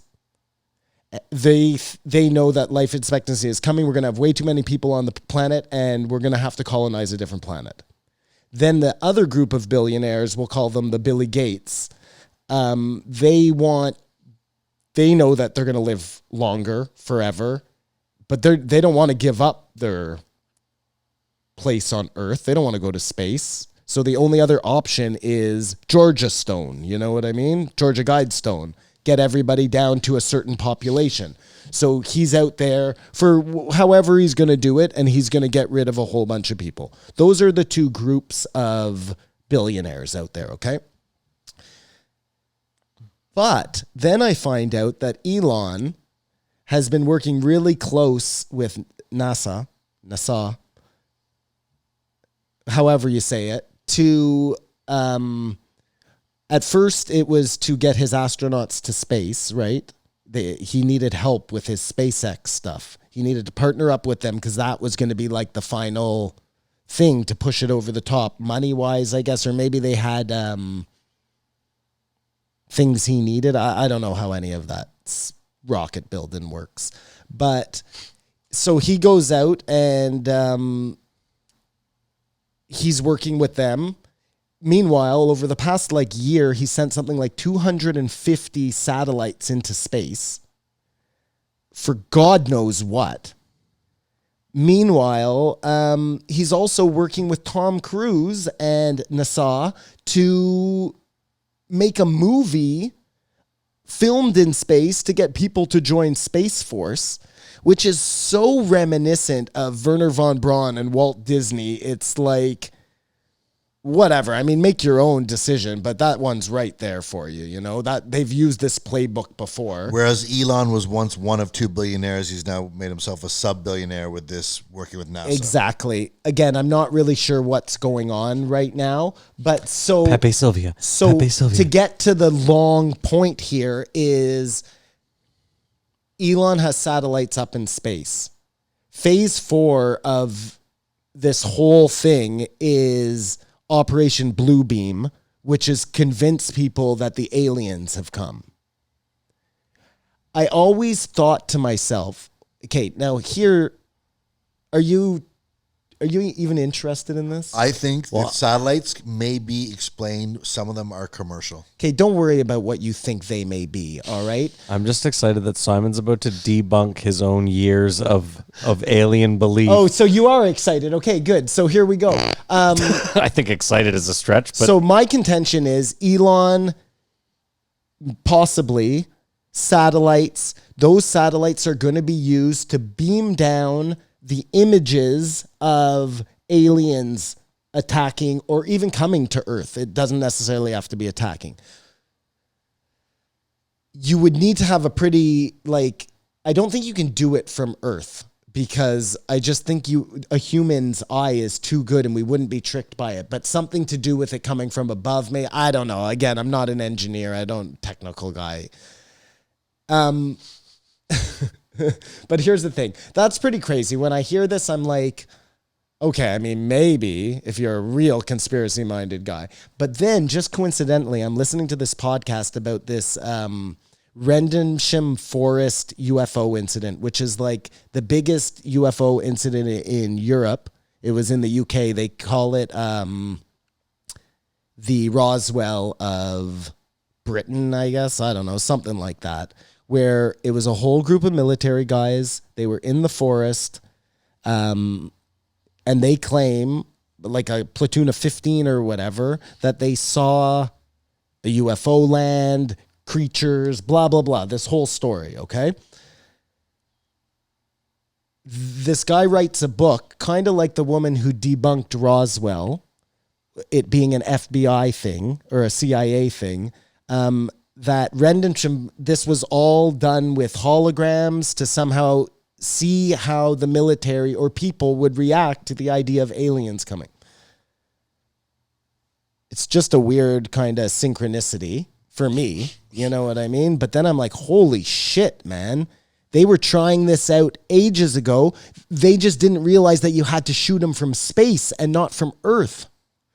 Do you think you have any timeline for your phases? Like when would we're in phase 1 right now? No, right now we're in phase 2. We're in phase 2. Yeah. You've not been fucking paying attention? No, I was just off by a couple months. Okay. Like within a year? Yeah, I would think so. And to Matt's point, I don't necessarily think this negates all UFO sightings. It would make sense that if the government knew that aliens existed, they would use that to their benefit somehow. In working in concert with Elon and stuff to make Or making them look fake or whatever. They could do a whole whack load of shit, you know? It's hard to shoot that down. Except for the satellites, I believe, are commercial. I.e. a company is paying SpaceX to launch their satellite. But of course they would say that, Kamar. That's like me saying Krystal Ball is not her real name, and you pulling up the Joe Rogan show and showing me that it's written Krystal Ball. You got me there. Can't argue that. Can we go back to Krystal and Saagar? Yeah, I'm 'Cause sorry. We let you really go ham there with the I'm conspiracy. sorry, man. Sorry. Okay, let me pick up something else then. This fucking maniac. Well, what do you think about that? Just while I'm looking for a new topic, what do you think about that? Besides the commercial satellites. Even if none of it exists, it does make me sad. Elon working with NASA because of that That's thing. true. But I mean, if you're going up into space, you got to talk to anyone who's talked about going to space or pretended to go to space. He's going to work with NASA. I mean, that's just obvious. Button 6, Maddie. And I realized, oh shit, all these pictures of Earth from space, they're all CGI composites, and NASA admits it. Yeah, It's hard to argue that. It's hard to argue that. But I wish you had dropped the Georgia Stone or brought some sort of facsimile of a Georgia Stone. Maybe made it of foam and dropped on the table. Well, it's funny because I have a little Stonehenge diorama thing. That's not funny. No. That's absolutely expected. Yeah, if they want to keep the world population down because they're living longer, I don't know if that's diabolical or practical. Because what you're saying, we are not designed right now for people to live longer than they do. We're just not. Well, obviously not, because there are too many people on the planet. Well, right now we're just fine if everything were to stop right now, right? But Is that true? moving forward, I don't know what the fuck either of you yahoos are talking about right now. Is what true? Well, We're not designed to live as long as we are on this that planet if right we now? stopped right now Everything and works. everything ceased, everything works there on aren't people too living many 80, people on the planet. I'm sorry, Kamar. everything works on people living to 80, 82 years. Right? Like when they do stats and life expectancy and insurance and everything is based on sort of a finite existence of humans. No, but it's what not- no. I'm sure of it. I'm sure there's an average age of 79. Yeah, there is an average age, but what I'm saying, Kamar, is that it differs from country to country, of course, and even then, But if we move that age to 100, everything changes in life in the world. yeah, but it doesn't matter because even if you move it to 100, we're still creating exponentially more people. We're not because eliminating. people are still being born every day, And but they're they're living not longer. dying. Yeah. But what Kamar was saying is if we stopped, this is how this all started. If we stopped right now, there was a way to cap everything. No more births, no more deaths. Is that what you were getting at? Well, obviously that's impossible. Maybe no more births, like Son of Man. Then Great right movie. now, with the amount of people on the planet, it's not too many. And I contend that look at some of the cities, we know that it's insane. It's Children of Men, Kumar. Children of Men, thank you, sir. You're more than welcome. Is that the movie game? Oh, I was actually going to do the movie game in HoneyHoney Oh, that's fine. because I don't know. Okay, well, how about this? Saagar brought this up. Saagar, is that right? Yes, That's Saagar. right. Unless it was in this episode. No. Oh, well. Don't worry about it, Kumar. It's fine. Still a faction of the government is pushing very hard to make sure that things do not get made in America. You're saying that right now, currently. Their existing trade deals or whatever. I suppose. I mean, what I got from this guy is that the president it doesn't do as much as you think he can do. Like he does stuff and Just to alleviate some blame from him. I guess that's what he's doing. But just by the time these bills get up there, they've been so, and we know this. We know this. I mean, I hope it gets sorted out, but this is down to the offshoot of the police violence. Like it's so much money involved in everything. Yeah, I guess more my point was like we can see like COVID happens and everything shuts down and everybody's talking about we have to start making things here. Like Maddie says, It was just us talking about that. No, really, I never saw that on the news. really. I've heard that on like I heard 15 that. other podcasts. I just heard it a lot. I mean, maybe not on the news, but does that make Since a we started difference? talking about it, I've heard it a bunch. I heard. I mean, maybe we're just silly. Again, I I listened. think it's racist to talk that way. I listened to Yuval Harari on Sam Harris, and they were talking about how they were like there was a Q-tip shortage in the States because the infrastructure for Q-tips is based on China. But I think for the news, they would come across racist. You think that's racist? I don't actually think it is. How is that racist? Well, why do we have to, if we're going to return manufacturing to Canada, where is it returning from? China. And what's wrong with China? Well, nothing. We're trying to return. I know that. No, but but there's in no nothing- but way there's- it's yeah. racist. We know because when we had to all lock down and nothing could be delivered from China, we were afraid that everything was going to cease here. So we do not want to have that problem. We want to make sure that things are made at home Not to mention, there's and most start likely employing our own people. And there's Like I most said- likely going to be a trade war with them regardless, I don't or a know. real I war. Do not know why it's not on the news more. I feel like, like I said, we are the ones who talk about that. I mean, if that's the case, right, and there is like an active group of people who are trying, like you are really fighting a fight against like I don't know, you just, how can you ever move forward when secret you're agent always almost. being held back by this invisible? It's just the change is going to be really hard, man. Change often is. Yeah. Did you guys hear the clip of them asking Trump about his favorite Bible verse? No, You didn't hear that, Maddie? no. Oh, you got to hear it. It's amazing. He's like, my accent or my Trump is terrible, but he's like, A lot of great verses. so many great verses. I couldn't possibly give you one. He doesn't know a Bible verse. This is the whole point. Of course he doesn't and know he's a like, Bible verse. Just, Mr. President, please, just one, like any one. Just what's one that even rings true to you right now? He's like, I couldn't possibly pick between the two of them and give them more credit. You know, like he gives this whole thing.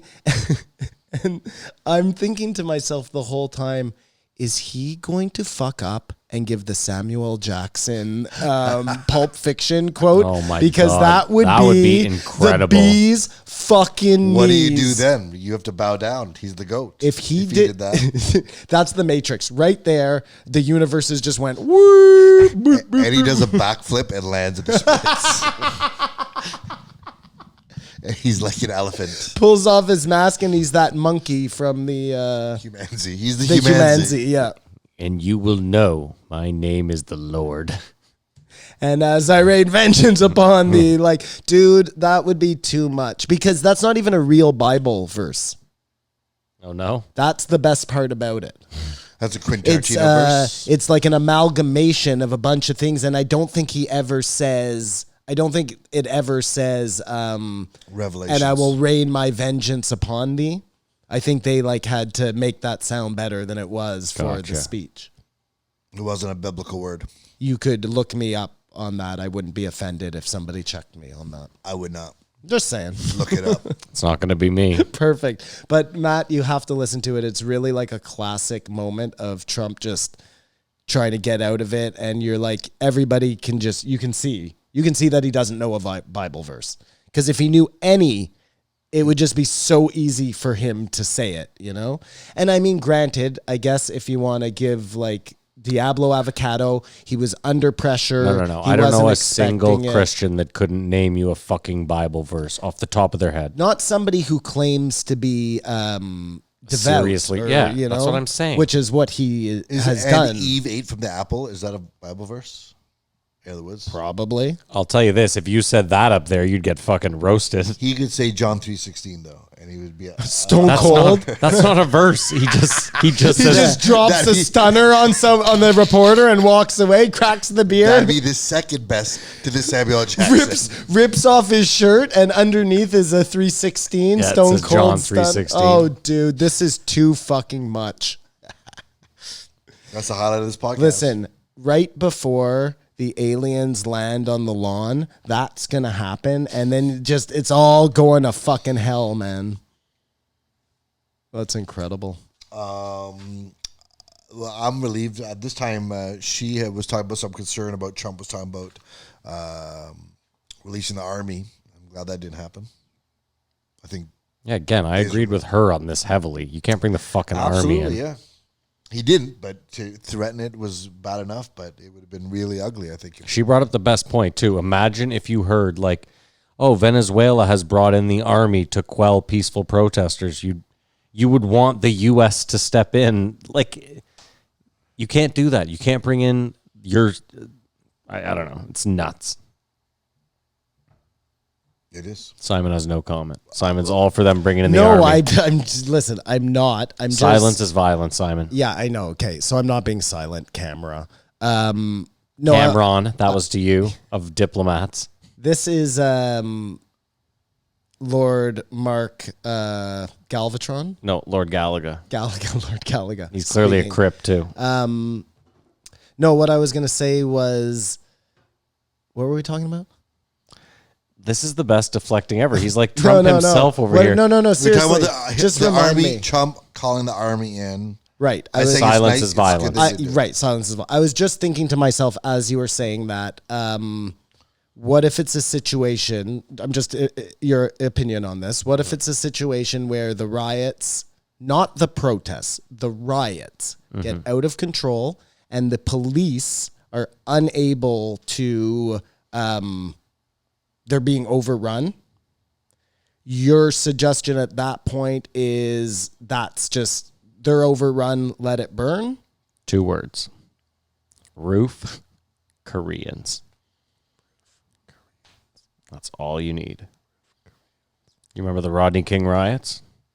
All those Korean shop owners just took to the roofs with a bunch of guns and they protected all the Korean businesses. Not one Korean business got looted or rioted.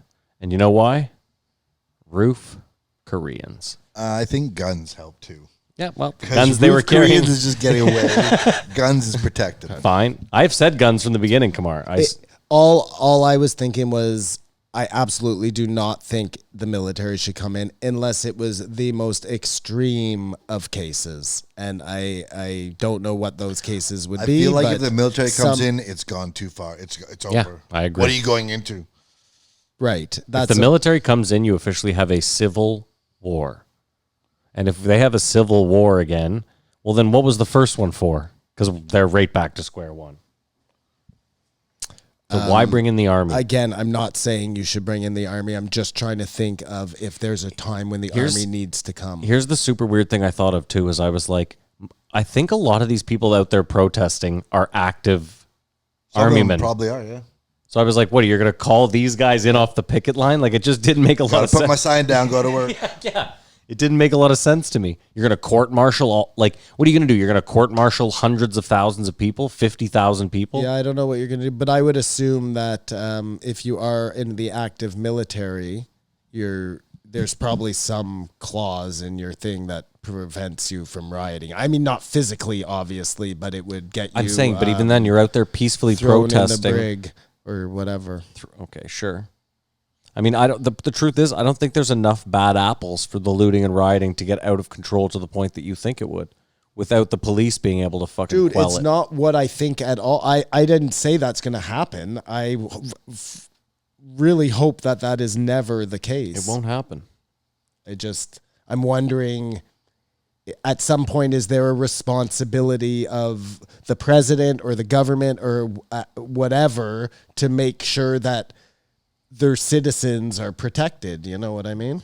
Well, first of all, attacking them. First of all, the president was elected to definitely say something during a time like this, and not we're going to bring in the army. That was probably the worst thing. Well, you would hope, and we had this conversation again on the Michael A. Wood Patreon, that like an Obama at this point would be a voice of reason. I would imagine, as opposed to antagonizing one side or the other. What if he sat down with Stevie Wonder and played Ebony and Ivory? Yeah, I don't think it does it. No. Okay. No, but back to Obama for a second. Like, for all his flaws, you know what I mean? The drone commander in chief. Like, I just think that, I mean, obviously He's a calming voice. He's a man of color, so that would help also. But you mentioned Clinton, you know what I mean? Just as a good speaker, whoever you think is a good somebody who both sides would be able to say, this guy is speaking from the heart and he has our best interests in mind and we're all going to try and work together to get through this really fucking horrendous time. And Trump does nothing. Like, it seems like every time he gets up there, he's trying to infuriate. This is the one most side or the other. He's been as oh, for sure, detrimental to the running of the country. Not even the running of the country, to public safety. No, just societal confidence. Even though the fucking stock market's going up, whatever. Didn't we just say that works off of rich men's emotions? So the people are riding, they're unhappy, and rich people are happy. Is what you were saying. Some roundabout way. All right. Well, either way, we should move on. Are we done with Krystal Ball and Saagar? We can be done. I'm going to do some research, and I'm going to find out if that's her real name. Go ahead. Get to the bottom of it. I wasn't asking your permission. Okay. It seemed like a threat to me. No. Okay, you know what? I'm going to only look at you when I dog from now on. That's fair. I can listen. Please do. Please done. Please done? Please don't. Let's move on. Am I the only one not having a stroke today? Let's move on. You got to rate it first. Oh, if right. you don't mind. I don't. Oh, I don't mind. I'm going to rate this one a 2.5. Yeah, a 2.5. Kamar? Middle of the road. I got to listen to the whole thing uninterrupted, and it flowed and was good. I gave it a 3. I gave it a 4. I thought this one was really good. Did I get interrupted? I don't know. Oh. I was just saying, sometimes I watch a podcast in 4 parts. Or listen to a podcast in 4 parts. Gotcha. This one I listened uninterrupted, and it was a great conversation. Okay. Can we pay some bills? Is that cool? Can we do that? Done deal. Okay. We'll be right back. We're going to pay some bills, and we'll be right back.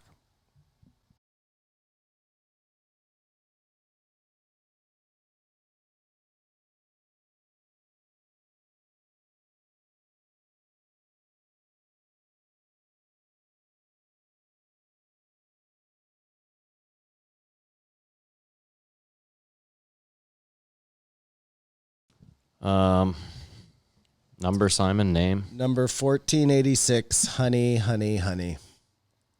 The band is back together. 5 motherfucking hours. Get the fuck out of here. He right? wants to fuck this chick, right? The Or they fuck have now. they have slept together. Like, no. Okay. I refuse to go there. Fine. I refuse to go there too. I'm actually No, you already went there. Well, fine. I mean, I'm joking, but I'm not like what do they have on him where they get their own like fight companions? This chick's like the new Tom Papa. I think in his defense, I think shit's been heavy, and Joe owes nobody anything, and he just wanted to cut loose. Fair enough. That's what you said the last time when she was on. Do you recall? Because it wasn't very long ago. With Gary Clark Jr.? Yeah. Well, I remember having this exact... I'm having another deja vu. Deja vu. And you said the exact same thing, Kamar. That's it. Yeah, I'm just saying. But the band got back together. And why I say that's important is because when she was on Gary Clark Jr., she was like, "We're done," Right? Yeah. and now they're back. COVID together. got them back. There's together. Joe has got to see that as a red flag. There's a good friend to have, but at arm's length. But I guess my point, and maybe to Matt's point, is fine. I realize it is Joe's podcast to do with as he pleases. So just have a normal episode with them. Why do they have to be these 5 hour? By hour 3, every time it drops off significantly. And I can tell you the exact moment because I have it written down. It's like 3:02. They decide to do mushrooms. And I don't know, usually like if he was doing that with Eddie or something, I would be all over that. You know what I mean? But I don't know. I think I was not a fan of this episode. If you had to kill 5 hours, it could be done. No. A drive to Toronto. No. I really disliked this episode. I listened to it on 2 time, and I still It wasn't had an fast enough. hour left. Well, the one of the major technical problems of this podcast was there's way too much crosstalk. It sounded like they were on cocaine when they're just talking at each other. Multiple periods of time, throw Jamie in there. Interesting note, though, we learned about Jamie had a ponytail. And to further that, great Subway. When Joe says, Jamie can't say shit. He's got a girl's name. Yeah, And then harsh. they started talking about men who have ladies' names. Leslie's. What named were some of Sue. the others? Stacy. Well, then that led me to a TIL, which was I had no idea that Shel Silverstein wrote A Boy Named Sue, Yes, the song, which is Shel Silverstein who wrote Where the Sidewalk Ends. and The Giving Tree and all sorts of The best. famous children's stories. He's what the world needs now. He did have great messages. I hope he didn't have any Me Too's that we don't know about. You know what I mean? Because a lot of guys back then, the Dr. Zeus's of the world, I think as they come to light now, we're finding out things that aren't so great about them. But anyways, where were we going there? Boy name. Oh, yeah. So other name, Stacy. That was another one. And Billy. Oh, no. Billie Eilish. Well, Danny. But we're looking Joe. for boys' names because guys can't really get away with it, but the girls can definitely get away with the opposite, like the Sams, well, I guess Sam is Samantha, so that's yeah. not. But Billy, there's an example, or what's some other ones? How many fucking female Billies do you meet? Come on. Fred, that's a common one. Fred is a And, common what? A common girl's name. Fred? Where? Yeah, thank Did you, you say Kamar. Fred? I think he's just trying to see if we're paying attention. It was going in my head like, I know. It did had I this- think of Fred? Yeah. Or did he say I know, Fred? it sunk into my head too, and I was like, hold on, I've never fucking met a girl Well, named no, Fred. What's there's wrong with this asshole? Frida, Frederic. It was just a check. Actually, my sister-in-law's name is Fredija, and we call her Fred for short. Ba-boom. All right, fine. Okay, so there you go. I know one. Anyways, point is, it's something that a girl can get away with no problem, and a guy has to live his whole beginning of his life fighting, and finally, as an adult, can probably come to grips with being called, help me out here. Sue. Well, that's taking it really to Easy. the far... Simon, that's why we make 20 cents on the dollar. there you go. And I don't think so anymore. About what the insurance company will give you. I think the world's woke enough that you can have any name you want. Well, obviously, look at Elon's name, except he can't because they told him he can't have no numbers. And so it's Sue. And so he said, bitch, I'm going to space. And there I can call my kid whatever I want. But Jamie is an asexual name for sure. Jamie. That's, well, and he spells it I-E. Do you think there's a more manly way to spell it? Like E-E? That's Yeah, definitely more with- feminine. With 2 eggplant emojis at the end. Yeah. That's also more feminine. Yeah. No, that's more masculine. Oh, that's more masculine. Yeah, that's more broy. Yeah. Gotcha. Well, that's what Jamie should change his name to. Well, I eggplant. Yeah. when this podcast kicked off, though, and it had not fallen off the rails, even though, I mean, the second they press record. I'm sure it was doomed to be what it became. They talked about The Fly, the movie with Jeff Goldblum. Don't do it. The classic. The classic. You're a piece of shit. I am the piece of shit. And so for my choice of the movie game, we're doing The Fly. So I have a whole new way I'm doing this game. Great. I am pulling a Costanza. I will do the opposite of every instinct that I have. I think we'll see some surprising accuracy. For those of you new watching or listening, this is the movie game where we take a movie mentioned in the Joe Rogan Experience week, and Simon and Matt go head to head on the year the movie came out, the budget, and the box office. They don't like it when I do these older movies because who knows how much money is worth and how much stuff costs. So we need a year on The Fly. David Cronenberg, great movie. If you haven't watched it, put it on your list. I think it still holds up. Okay, so that's what I was going to do. Starring Jeff Goldblum, Gina Davis. That's what happened. He got into Gina Davis. My second thought, which is now my best thought, was this. Because Gina Davis is an amazing archer now. Yes, then we talk about that later in a different episode.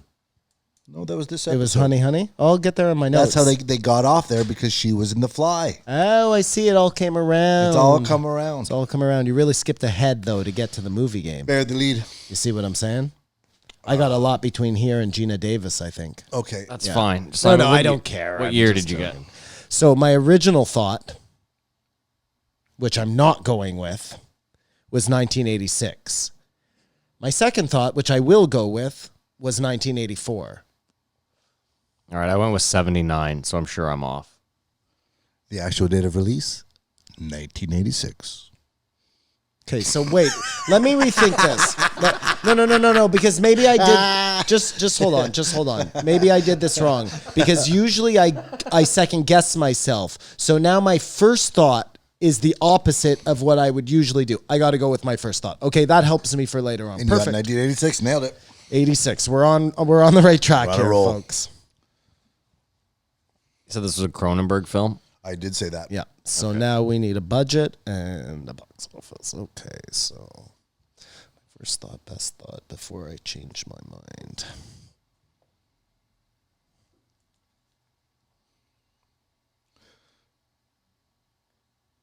A film that shows the dangers of, is it time travel was he trying to do? Or just transportation? Almost creating the first portal. And what can go wrong? What can go so very, very wrong? Well, I'm fucked. Come here, bud. Okay, well, that's my first thought. Okay. So 1986. And if I had to give another thought. Well, he doesn't get 86. He didn't get that as a point. No, I didn't. No, I said the movie came out in 1986 and it cost. I'm ready to go if you want me to go first. Okay. Yeah, please. I mean, I fucking hate these. I don't care. I lost. I said 22 million and 89 million. Okay, so now I'll give you my two variations. So, what I'm going with, my very first thought, would have been 8 million for the budget and 38 million for the box office. My second thought, which I'm not going with because of what we said earlier, would have been 12 million as the budget and 62 million as the box office. Budget, 15 million. How much? 15 million. 50? 15, 1-5. 15 million, okay. So I was off by 7. Box office, 60.6 million. Ooh, the 62 would have been right on, but that screws with my. So what did you go with? You can't do this, Simon. I went with 8 and 38. I was not close. So I won. You won the movie game? Yeah. No, 80 million within 50. Hold on. I said 22 million and it was 15, so that's 7 million. That puts me within the threshold, correct? Yep. Or is it 5 million? That's 5 million. Okay, so then I guess I didn't. But I won the second point because I said 89. You have to be within 50 million. And it was 60.6. Well, I said 38, so. You are also, it's a push. But your second guess was spot on. Yeah. But now that screws up my thing. I don't know what to do now. I think we should go back to one guess. Well, I'm only doing one guess, but it's Go back. This guy's acting like he's rewritten the rules. And that's the movie game. Sometimes entertains, always disappoints. Pow. One day it's going to happen. I don't think that was such a bad choice, though, Kamara. I don't. Matt does. But it doesn't matter. It goes on. I think the best is we go along this way, and it's a bumpy road, but every once in a while, you guys hit the numbers, and the joy you guys display is worth it all. I feel like I haven't had that joy in a long time. The joy will be Hence back. why I'm trying to find a new system. Back to HoneyHoney, the 5-hour debacle. Yeah, sorry. Do you find she has a weird defense mechanism of getting super aggressive? Give me an example. Well, fuck you, I'll strangle you. Like, Fuck you, I'll strangle you like to Joe? yes. That's what she'll say. And I think that's what the weird sexual chemistry you sense. Like, if you were a guy sitting across you said that, it would not be all right. Do you guys want burgers, Big Mac style? They're going to be delivered here. Burgers Big Mac style? Yeah, actual meat. Actual meat? Yeah. Get out of here. That's what I said, yeah. Who could say no? If it's actual meat, I'll definitely take it. Yeah, that's what I said. Yeah. Okay. Thank you. You're welcome. Why they took my suggestion of actual meat? Breaking story here, folks. I don't even know what's going on. I'm just down for it. They're having a pop-up burger shop over at Ward 14, who was a previous sponsor of this program and always a friend of the program because they let us work for Friend free of here. the program. Some of our friends are doing a veggie burger pop-up, and I suggested that maybe they could do meat, and then people who love meat could enjoy the burgers, and they did it. On the same grill? Yeah. Wow. Look at Simon's face. So when I said yeah. they must have waited to cook all their veggie burgers and then cook the meat burgers. I don't know. I don't care. Did I they don't just care either. I bring was meat just kidding. burgers for us? She said they're testing them. It's a tester. It might be for just for us. Simon, I don't have That would any make of me these feel answers. very special. Well, very whatever exciting. makes you feel special, that's the I'm answer. going with it. And that's what HoneyHoney does for Joe Rogan. They make him feel special. Yeah, you got it. Come on, So he great. likes to have great around him. Subway. Oh, you know what it is, Kamar? It just dawned on me. It's that old saying, every comedian wants to be a rock star, and every rock star wants to be a comedian. So I guess by them sitting there and getting laughs from Joe Rogan, they get to feel like they're, oh, I'm in the comedy world. Like she said the store a bunch of times, like she's like a regular there, and like, Just the weirdest thing is she is still like, we're on too long, we can't go out. I was like, no. Like, Joe is, you guys keep saying, why did they get it? Joe just genuinely loves the shit out of them. But, I mean, I was wondering if maybe they broke up, she went solo, she didn't sell any records. Like, it doesn't sound like she's doing well. no, she said she was doing live Zoom shows to make ends meet. So She was making ends meet. Whereas, say, Reggie Watts is not making ends meet. The ends have met. I believe her story, though, that, during COVID, because, you were phoning people you hadn't talked to in a long time. Like, that's just human nature. You want to make sure that if something, God forbid, goes wrong, you're not in some silly beef with somebody. And that's what happened, I don't think it was anything more than that. fair enough.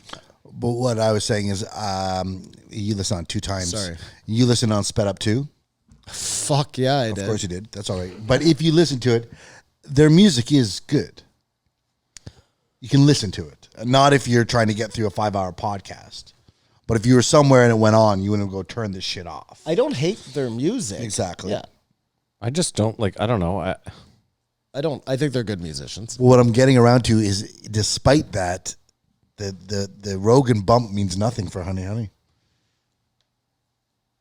I highly doubt that. I bet had it not been for Joe, I bet they definitely wouldn't even have thought of getting back together. Like, think about it. How would you say? Are you saying that the first time they were on, there was no initial bump? For who? HoneyHoney. I think if there was a bump, then she wouldn't be having to make ends meet.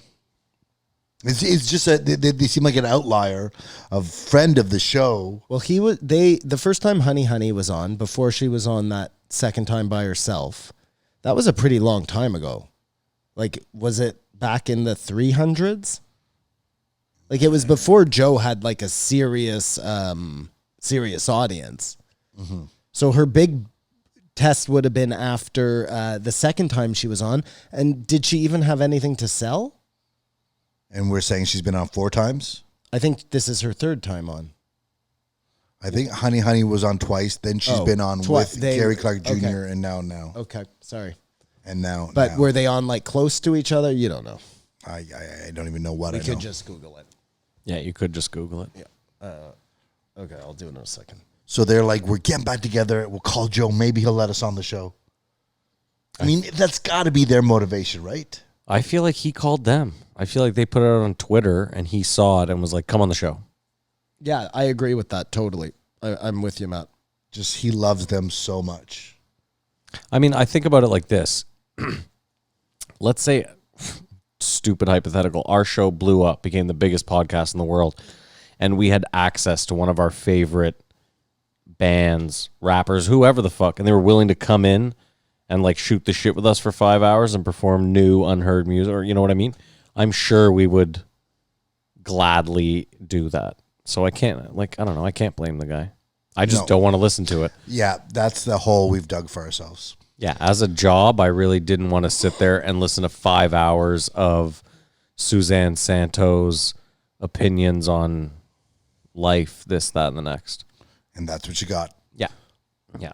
In addition, though, we did get, I think it was a real insight into Joe possibly moving. Well, he said he was looking for houses in Texas. He was, Said he was moving the studio there. Or maybe building another studio there. Maybe he'd have 2 studios, like identical. Because they were talking about how it led into that because she said, I like how you made this look exactly like your old studio. And he said, yeah, like I'll do in Texas. like, it's, I think, a done deal. So just for HoneyHoney, it looks like they've been on 4 times. 476, 558, both HoneyHoney. And then 982, also HoneyHoney. And then 14, or then she was on with Gary Clark. So they never really on when he was huge. Well, 982 is big. Again, I will ask, nothing smells fishy here? No. What do you want? What do you want to smell fishy? What do you mean? Well, he thinks someone's trying to bang someone. Oh. She's been on how, like, I don't know. Forget it. No, you know what? Yeah, let's forget it. Let's forget it. Where was I? Oh, it doesn't even matter. Okay.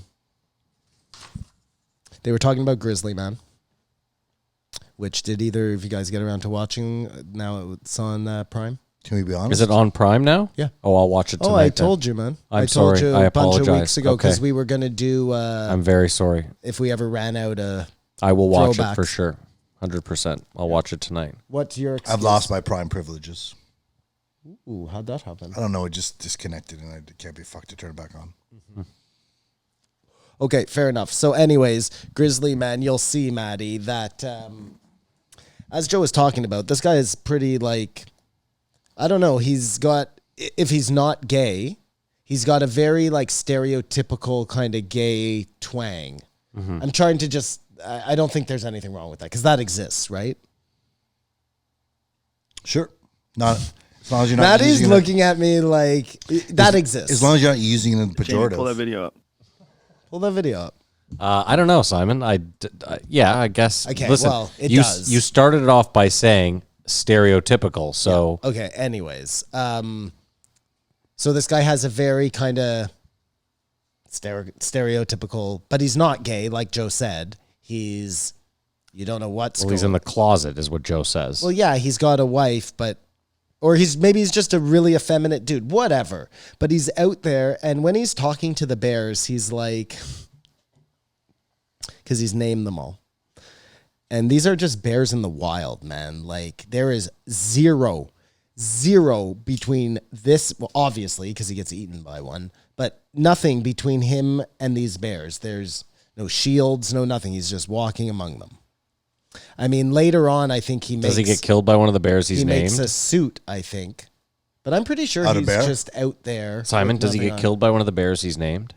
I'm not... I think it is, yeah. Okay. I think it is. Anyways, I'm pretty sure he names... I was just thinking in my head, it would be incredible if the bears were watching him and they were like, this motherfucker, like he no respect. And then they're like, well, I hope Daryl doesn't come around. Because if Daryl comes around, this motherfucker is done out here naming us and shit. And then finally one day Daryl rolls up and Daryl's like, who the fuck is this? And boom. Yeah. Daryl don't take no shit. Anyways, he says, he's always, you'll watch it, Maddie, but he's like, stay back, Tony. Don't come near me. And you're like, dude, that's a fucking bear. Like, that's the only thing I could think the whole dog. And that was my internal monologue. Dude, that's a bear. motherfucking bear. Like, Run. well, he is under the impression, and I guess for a while it works, that he is like untouchable to these bears. He just had stupid confidence. But don't you think maybe Werner Herzog's like main point was to show you like it's crazy that society made this guy so afraid of his own sexuality that this guy who's not afraid to stand in front of like God's best killing machine, he'll stand there and be like, Tony, but he can't go back to fucking reality. I don't think that I don't think the sexuality has anything to do with the documentary. You can tell me differently when you watch it. I think it's Fair enough. It's such a juxtaposition because, you know, you would expect if you're trying to get a bear not to come near you, wouldn't you go, bear, get away from me? You know what I'm saying? Like you would make your voice deep. This guy's doing like the absolute opposite of that, and it's functioning, you know? Yeah, but maybe that's for it. a while. Yeah, but maybe stupid confidence. Maybe it was actually that. Maybe like when you do that voice, the bear's like, "Whoa, what the fuck is up with this dude?" But this guy's like, "Tony." Maybe he just knew. And have you guys seen the bear falling out of the tree? Falling I out saw of the that. tree. It's crazy. Is Yeah. that crazy? Because there's no bear hospital. But he gets up and runs away. Yeah. It's not like he even knocks himself out, but Did you just say there's no bear hospital? Well, you see this bear hit every branch down literally of this tree and thud on the ground. And you're like, well, that's got to do something. Yeah, but it's like Simon's mentioned. Like, dude, sometimes you see your dogs eat shit where you're like, oh my God, that would concuss me. Like, I'd be KO'd for a week, and then your dog just gets up and shakes it off. But you don't know if your dog's concussed. Yeah, I guess you're right. You can't notice it unless they have a slurred bark. I mean, dude, Chico, now that he mentioned he's walking in circles trying to eat his own ass, so you never Exactly. know. He, That's CTE. he fell down the stairs the other day and pretty much from the top. And I was like, dude, I just heard it. I heard it and was like, oh, fuck. And then, dude, I get to the bottom and he's just looking up at me like, what's up? No crying. No. He's No like, whimpering? He's like, I'm cool. He did limp limping? off a bit. No, he did limp off a bit. Walk it off. dude, I'm looking up Grizzly Man because I'm like second guessing myself now about things about it, but I'm pulling it up and I wrote Grizzly with one Z instead of two. Yeah. That brings up something totally different. Like horrific stuff. No, but Grizzly and I'm crimes? looking at it, it's a totally different thing. I'm like, this isn't the fucking same movie at all. Anyways, two Zs. But yeah, have you seen a picture of him, Matt? No. Two Z's for our American Two listeners. Z's, I'm sorry, yeah. JZ. This is terrible for the podcast, Simon. Do you want to... Yeah, sorry. Okay, well, we'll move on. Definitely watch the documentary. I will. It's very interesting. Now that I know it's on the Prime. There were two terms that were coined in this episode. Actually, not coined, but that reminded me how much I liked them. Mm-hmm. Soy boy. Yeah. That was from a long time ago, but that should definitely be a thing. Yeah. 100%. It's a thing. Well, I don't hear it very often. It's pejorative. Oh, I got it. Okay. You have used pejorative maybe It's the 5 only times big today. word he knows. Like- Well, no, I know what it means. And Like you definitively, like you looked it up recently. I have it here. Yeah, gotcha. In case it goes Okay. out my mouth. well, Fair why don't enough. you just give everybody then so they can follow along at home in case they don't know what Pejorative just means using a term in the negative. Oh, I know what Oh, it wow. means. Sorry. Oh, wow. Negative. Simon felt threatened there. Oh, whoa, motherfucker. So a gay old time is fine. That sucks. That's gay is pejorative. But what Great if I examples. say that's Great a gay Great examples, old Kumar. time? Did you have that just fucking in the... That's pejorative. Yeah. No. If I He say put the weird emphasis. emphasis on the wrong syllable See? or the right syllable, whatever. Yeah. You're I got- doomed. got you, You're Kumar. fucked. I mean, it's like they were talking in this episode, though, about words versus intentions. Right. To go to you wanting to go on your retard rant. You don't want me to do that. No, I don't. But Button number 3, Kamar's looking for a little button Alex number 3. Jones. Yeah. Can we get a... The other one that was coined, and I think it was by her, was bird nerd. And I like that too. Because you're a bird nerd. Well, yeah, I'm a bird nerd, but I think those are two funny Bird is a nerd. terms Nerd, that I'm going to bring into my vocabulary on a daily basis. The kind of way that Kamar uses pejorative. If this podcast didn't happen, you wouldn't get those moments. That's true. Those are the only two bright Coming around. moments I could take. Well, I thought Joe talking about Texas, I don't know if it's bright, but it was just of interest that it came up. They were talking about that. Sorry, Kamar. Were you done? No, I was waiting for you. They were talking about that lady in the park who... She's Canadian. The dog lady there? Yeah. Karen, exactly. So Karen was in the park, I guess, with her dogs off leash, and a black gentleman came up. a bird nerd. A bird nerd. Oh, yeah. African-American bird nerd. No, sorry. Can we back up for a second? Was he a bird nerd, or were they saying... He's the bird nerd. He is a bird nerd. He is an avid bird nerd. Perfect. So he came up and he said very nicely, I take it, Please have your dogs back on leash. they're scaring the birds. What she heard was, listen, bitch, your dogs be off their leash and I'm going to rape you real quick if you don't move out this park. Well, that's her contention. Yes. We can't say one way or another because... Well, I would assume the bird nerd didn't go the direction I just went. No. I'm saying we can't, even if he talked in a normal voice, we can't decide how somebody feels. It could be a situation where... Is he related to Karen? No, I'm not. I'm getting somewhere here, okay? I'm getting somewhere. Okay. What my point is in certain situations, I'm sure not with Karen, okay? Mm-hmm. But in certain situations, it could be something along these lines, like maybe it's just this particular woman is afraid of men, not any color men, just men, because she was raped by a man a long time ago. And she has this PTSD. And when a man comes up to confront her, I'm saying it's very specific. You know what I mean? But things like that are possible, right? That there's a backstory that you have no idea about that's a trigger for this person. I mean, hopefully it's not just that he's black, but the trigger would be something more deep-seated than that, whatever. And then it got me just to thinking about like, and again, I have no idea of the context here, but let's just say you are driving your car down a street and you go the wrong way and you end up on a... Median? Why are you looking at me like that? I'm not looking like anything. I'm trying to follow. So you end up on in the middle of a protest, you know what I mean? And for whatever reason, people decide that you're not a good person and they start trying to break into your car. And you kind of realize to yourself, if I'm trapped in this, or if I'm pulled out of this car, am I going to die? You know what I mean? So your fight or flight kicks in and you're trying to get away. And in the process, God knows what happens. You know what I'm saying? What did you do last summer, Simon? Or, no, because I've seen a bunch of videos like this on TikTok or wherever where people, and again... But you're concerned you're going to be a situation where you have to drive over people. No, I'm not concerned about that. I'm saying we don't know the context. It could be a situation where these are bad people out during this protest in their car because they want to cause trouble or whatever. They don't like that people are protesting and they want to go out and yell from their cars, because I've seen some of that too. It could just be I saw one video, they ended up pulling the person out and it was a little old lady and then she had flowers in her car. You know what I mean? No, I don't know what you mean. Well, I just told you she had flowers in her car. She got pulled out in this riot. And because we don't know people's intent.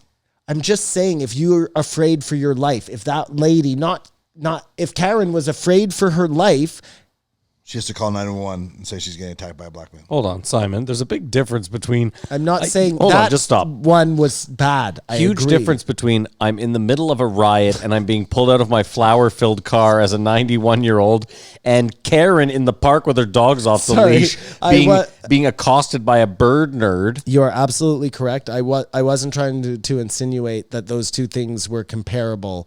it reminded me, just not knowing the backstory and only seeing the headline story.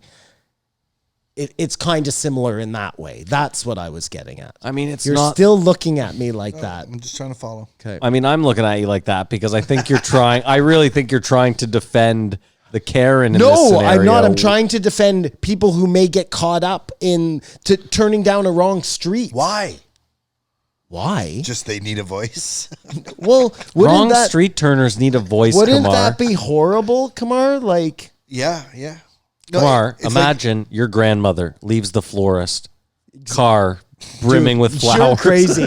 You're saying this so facetiously. That is somebody's grandmother who left that store. I think that's the most horrific thing about the George Floyd thing is that it's happening and people are watching and you go, Jesus Christ, if I was in that situation, at least if there was people there, someone would stop it and it doesn't get stopped. And that's the real crux of the position. Let me also say, you don't know. Speaking of context, maybe if you rewind the video even further, maybe that old lady just looted the local florist. Matt, Black-owned business. Stop it. That is exactly what I said. Very first thing is we don't know. It could be good or bad. That old lady could have been like a Ku Klux Klan. She could have been throwing fire flowers from her car. I don't know. It was actually Tom Cruise in one of those Mission Impossible masks dressed as an old lady. The point is, like, all kidding aside, that is somebody's grandma. Yes, and it's terrible. Karen was What does definitely Karen not have- right in that situation. I'm just in another situation. Maybe that Karen is somebody who suffered PTSD in the past and just who knows, you know? I don't know why. I don't care about either of these things. I'm just saying, Simon. That's it what we sounds, want to know why. We want to know the why. Yeah, you want There's to no you want why. to clarify because it definitely sounds a lot like. Thank you so much. Mary, can I ask you a question? Sorry, Matt. Go Remember ahead. your point, how you're getting on me here. Did you make those specifically for us, the meat burgers? Are we the only ones who got the meat burgers? She doesn't. She doesn't want to be heard. She doesn't want to be I heard. think we on, just got poisoned. You think we just got poisoned? Are we gonna stop and eat? Is that a thing? It's gonna make editing a real fucking nightmare. No, we're power just going to through power this. through and then you think they're There's- going to get cold? Well, there's three fresh burgers We have no sitting choice. there. We have to stop it. Oh, can we get to the end of HoneyHoney? Maybe I don't know. I'm like done with HoneyHoney Okay. already. Let me see what I got left with HoneyHoney because we got stuck on something. There's But a it lot of probably yada, doesn't yada, really yada, matter. yada, yada, yada. We got I was stuck trying to on make anything you happen defending here. Karen. Yeah, let's get off you trying to defend Karen there because that Yeah, probably yeah, won't play I- well in the it's- future. Well, it's not about playing well. I'm not defending Karen. I know. I'm just saying I'm saying, you know what? I don't even. Her care. fear It of doesn't the- matter. Fine, you're right. Nobody should defend. no one's trying to Karen. be right. No, I'm no, not but trying to be right. I'm telling you, nobody should defend Karen. It's a stupid conversation. Well, she is a Canadian, so we have to. Well, all the stick more for that way. reason to not. Yeah, defend but Simon's also a fellow birder, and bird nerd. he knows that. I'm much more in favor of birders, But you see I what I'm also saying? have dogs that I like to be off leash. You know. I know you're not white, you're Jewish, but as a Jewish birder, you should appreciate the fact that that could have been you. That is a very small sect of people, the Jewish bird nerds. Yeah, the Venn diagram there is. Yeah, it gets tiny. It's amazing how you can flip a couple pages. I got nothing. Yeah, no, I I said what was it? bypass that. What was interesting? A for me was to talk about Texas. Joe just cutting loose anyone's opinion, and HoneyHoney is two people. So when Honey asked him if I thought it was interesting when did YouTube make a counter offer? You may have not listened to that part. No, I didn't. He asked him about the Spotify deal and Did YouTube? What did he say? And well, so this is what we've been sort of wondering: is Joe like animosity towards YouTube? He's like, there was no conversation had. Let's hold on. Let's get the important stuff out of the way that Simon worked out that you pointed out. Spotify is owned by Alphabet. No, it's not. No? Oh, you re-looked into this? No, actually, Sam flipped. Tripoli did the work, Okay. and he came on his show and he admitted that he was wrong, and then he said Joe's an even bigger superstar now because it's really bucking the system. So if he is correct, and that's where I got my original information from, that then Me look like a fuck. then there you go. Well, no, it's good. We're getting it out there. Sure. It's great. Joe, this is really a rock star move now because you're like bucking the system. our system. cut new Joe, path. you've really fucked us. You big move for every other podcaster in the world who is not us. But in any way, Honey asked him, "Did YouTube?" Why do you make keep calling her Honey? Because it's One of Honey, them's called Honey and the other one's called Honey. Oh my god, this is Exactly. going to be a terrible conversation. Honey asked Joe if YouTube make a counter offer, and Joe was like, "No." Yeah. We made a deal with Spotify. Let's do this, and I didn't even think about YouTube, and I have no problem with the people at YouTube. He said, Well, because he has to be on there for another however many months, and then my Well, he's gonna contention keep- is he's gonna keep gonna JRE clips on badmouth there, the too. fuck out of YouTube. Can I point out as well, he doesn't even know if he'll be able to play music on Spotify. So, like, it sounds like he didn't iron this deal out well at all. Sounds like it was a real fly-by-wire. Think about it. They made $5 billion off announcing it, and Joe made $100 million off this. I You don't think know- no one knows. I would imagine that the biggest concern for Joe was to make sure he would not have his ideas censored by YouTube, because that is what was going on. Okay, so let me point out something even super weirder. I've never seen him do this. When he had, what the fuck is her name? Oh, Krystal Ball and Saagar on. His YouTube or his Instagram post was like so good to have at Krystal Ball and at Saagar right wing, whatever the fuck his. I love there, and then he did it at YouTube, which I thought was very strange. "Well, their show's on YouTube." Yeah, but why? Yeah. First of all, we all know where YouTube is. He doesn't need to fucking tag YouTube in it. Seems odd, no? I guess you didn't find it odd. No, I don't think I found it all. I just thought He tagged YouTube.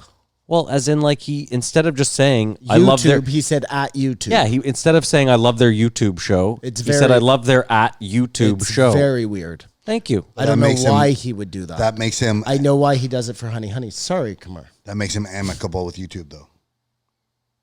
But it's just weird. Out of the blue, after signing with, I've never seen him do this before. And then after signing with Spotify, he does this weird, like, olive branch. Maybe it was just a mistake, and like sometimes I forget to do it, and sometimes I do too, and then you add it by accident. I don't know. I don't know, man. Give him the benefit of the doubt. All right. I try often to give him the benefit of the doubt, for the record. So remember how we were talking about class systems being a huge problem? Yep. Okay. Yep. Yep. What about this for somebody who is conspiracy minded? Hookworm. Ringworm. No, Okay, hookworm. hookworm, sure. Which is the slack-jawed yokel, Sure. made everybody into the Sure, these sure. zombie guys, made you have this idea that everybody from the South was stupid, building these class divides. That could... Why? I'm like focusing, man. Okay. Is it possible that we're looking at like the earlier version of this Ticks? An engineered... We don't know the time period of this. Well, it would have to be back in like the 50s, I would imagine, or somewhere around Even there. earlier. 40s, yeah. No 30s, shoes. 30s, 20s, So it's before the CIA. 1800s. No, nothing is before the CIA, man. You believe that? Back to Egypt. I think that I literally, and I don't mean this like physically. They're not aliens, but I think that organization has just been changing cloaks the whole time, you know, as they influence the way the countries get formed, and now they influence the way this country is run. I think it sort of works along where we were talking about at the beginning of the show, the evolutionary trail. They just keep growing and getting bigger and bigger and Where bigger. these worms keep making people dumber or sound dumber. Oh, you're talking about the worms. I thought you were saying they were introduced as a... Well, like a biological to start, like for some purpose. I don't know what the purpose of the ticks is yet, but this Haven't figured out Lyme disease yet. Haven't cracked that not code. yet. Okay. But this could be an idea where they were trying to create these class divides. This is a way of going about that. Just a weird little sidebar. I saw an ad. There's tick and mosquito-free clothing. Yeah, I saw that too. How does that work? Not It's got sure. something in it. It's like Kevlar or something. I think it's a repellent. Yeah, it said like within 70 meters. So even if like Kamara was wearing it, it might be No good for way. us. Well, that's what it said. Yeah. That's crazy. It's the first I've ever heard of it. Mark's Work Warehouse? Yeah, that's what I saw too. Free We're just plug giving for them a free Mark's. plug. Yeah. Okay, back to your point. And I think it just happened biological. I don't think it's a biological weapon. So you don't like that idea at all from a conspiracy-minded person. We know anything's possible now with Operation Nightingale. Yep. Or no, it's Midnight Climax, sorry. Well, even more with Blue Beam. Or Blue Beam. Yeah. So, like I was saying earlier, at 2:57 they do mushrooms. And that legitimately is right when the podcast, in my opinion, should be wrapping up. And then you get another 2 hours. And that 2 hours it's off the rails. What's wild is it took 45 minutes for him to play the last song. That's how long that There, stretched he out said, for? could you play Ain't Gonna Do It No More, or whatever it was, and then it just kept almost going to sing the song almost for 45 minutes. Let me also tell you why they broke up. I don't think their catalog's that big. He requested a song, and she was like, I'd have to look up the lyrics. Of her own song? Yes. Maybe she's not working hard enough. Maybe that's why HoneyHoney isn't over the top. Well, maybe. What's the saying? The only time success will come before work is in the dictionary. That's a good saying. That's a good saying. That's great. You're welcome. Did you make that up? No, what am I, some sort of fucking soothsayer? I'm the least successful person here. Joking. Just Soothsayer, joking. I like that. We learned something very interesting in this episode, that Jamie beat Joe in that He did the NAD NAD drip. Joe bragged like crazy about how fast he could open that valve and take that pain. And little Jamie with the girl's name. I think Jamie's got the key and has been coming in and doing double time NAD drips. Just like, gotta beat Joe. It's like the Rocky theme's playing and Jamie's sitting there fucking... I'm beginning to wonder if Jamie is some sort of like android or something, because, just hear me out, he doesn't get high off the edibles. Mm-hmm. He's very good with technology. And now we know he can take that NAD drip like no one else. Jamie's a Tesla robot. Jamie's actually an acronym. JAMIE. What does it stand for? I don't know. Work it out. This is the Joe Rogan Experience Exposed. Oh, Jamie stands for Expose. Joe's Automated Machine. Fuck. Intelligence. In entertainment. Oh, there we go. Oh, no. It should be intelligence entertainment. Yeah. Or intelligence. Too bad it wasn't. It's a new shirt. Yeah, something. It's good. That's why he's like, it's the first assistant. Jamie, pull that up. Look at how good Jamie is. That's it. We just cracked it. So, yeah, at 2:57 they did the mushrooms. And in my notes here, I have that at 3:47, I was very, very impressed at how fucked up Joe was.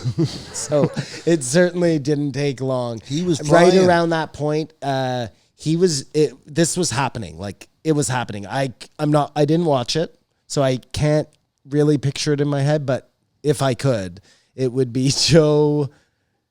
He was doing like word poetry. Well, the other guy was jamming on like the bass, you know what I mean? I missed the best part of this episode. Are you kidding me? And no, but he wasn't on a bass. He was on his guitar. Yeah, 'cause of it was course. Yeah, guitar. but Joe was But doing word poetry. Is that what you was just do- said? He was just romanticizing music and speaking. He was and doing something, language. man. And the guy was like, when he would like get excited, he would go, boom. You know what I mean? You check it out. It was like, I have to. So this was in the last hour? well, that was at, I think it's around minute 3:47. No, almost the Last hour and a half. Yeah. Okay, I gotta check that out. Anyways, again, that's how it went in my imagination. You can tell me how it was in real life. And then just to wrap this episode up and we can be done. Yeah. Because this episode was so stupid and boring, I went and looked up something that I thought was very interesting, which was, you know how I was saying 2020? I didn't say this. I heard this somewhere. But 2020 is the new 2012, that they got 2012 Yes. wrong. They and it fucked was up supposed 8 to be years on that. 2020. Yeah. And so then I started thinking about when years repeat themselves. So 2020 has been a terrible year, obviously. So then I said, okay, well, what was 1919 like? You know what I mean? So let me just give you a couple of things that happened in 1919, okay? Stock market crashed. Black Friday. No, the stock market was in 1930. Yeah. Oh, Well, really? After the Roaring 20s. This is in Oh, yeah, that's this right, is the in Roaring no 20s. particular order. Go ahead, sure. Radicals bomb Wall Street. 8 bombs are sent to 8 significant figures. Okay.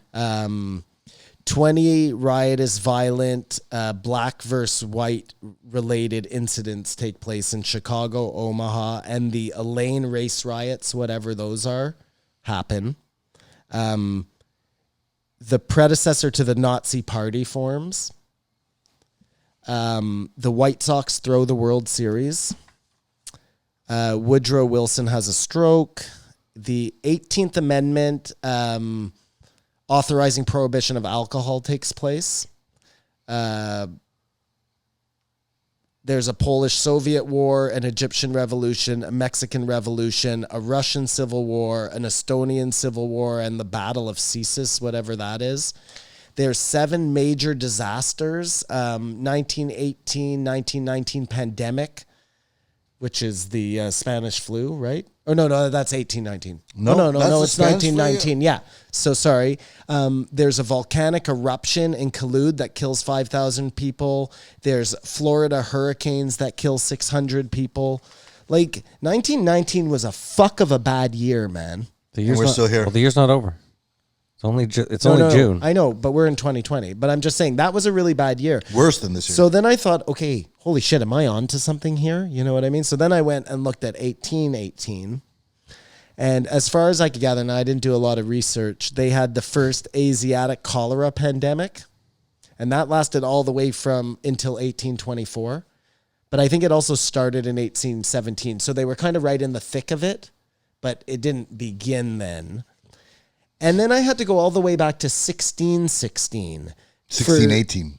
No, he's No. looking for years that repeat. That repeat. So 2020, it's gotta be 2020, 1919, 18, get it? 17, 17. Oh, sorry. 1616, there's another start of another pandemic, which is the New England smallpox pandemic. And apparently that kills like 90% of the coastal natives. So that kind of really alters the landscape over there. And it was brought over by like a slave ship, or a slave ship brought something else to Brazil. There was a lot going on.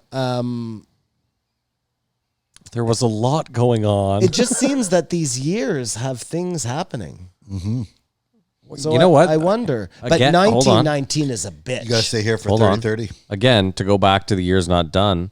Dude, maybe in December they're like, imagine if all of a sudden it's like, hey, we got the cure for cancer, and Elon's Neuralink thing is out. So all the anyone with quadriplegia, boom, you're out of your Matt, fucking. that's what we need more than Then ever. what would we make of 2020? Yeah, there you go. Like, imagine if boom, just Elon was like, hey, I have this thing called the X Factor, and This thing called the X Factor.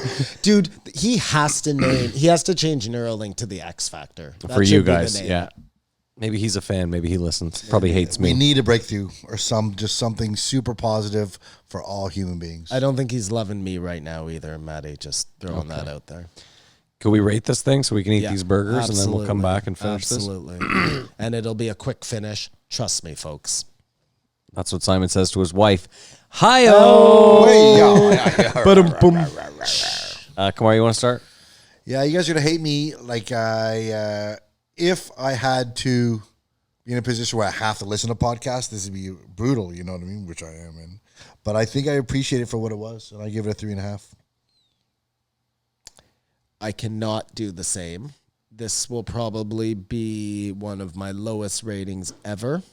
I'm going to go 1.25. Okay, I'm going to give it a 2. I actually don't. I think had this thing been 2 hours with a musical performance or 2, this would have been fine. I would have been okay with this. There's just no reason on earth for this. And listen, Joe, you have all the nice things. If you want to hang out with these people for 7 hours, fucking do it.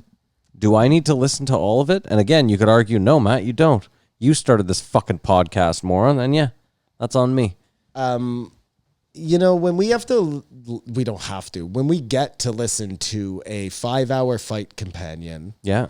those are four comedians who So were you taking Schaub out of the I equation there, or wasn't. were you taking I Eddie was- Bravo? I was not doing anything. Okay. 4 comedians, count them. 1, 2, 3, Sure. 4. they're funny the whole time. Like, that's a pleasure. You know what I mean? And if they get drunk or if they do mushrooms or whatever, They're also all best friends. they're hilarious. It starts, You to, know get what out, I it starts to mean? get out of They're control. also all best friends. 5 hours and the mushrooms with these guys. It's I don't like to shit on anything Joe does. But Joe is having the this time is, of his life, so you gotta be happy for him. So right, exactly. I am happy for him. I'm always happy You're for right, him. and like we always say, it's Joe's show. Yeah. He can do whatever the fuck he wants, and if that makes him happy, And he gets so fucked up, he opens up. It's weird. It's just yeah, I don't know. yeah, I guess I just would rather see him open up with Eddie Bravo, Brendan Schaub, and Ryan Callen. But beggars can't be choosers, man. All right. We're going to eat and we'll be back in like 10 seconds.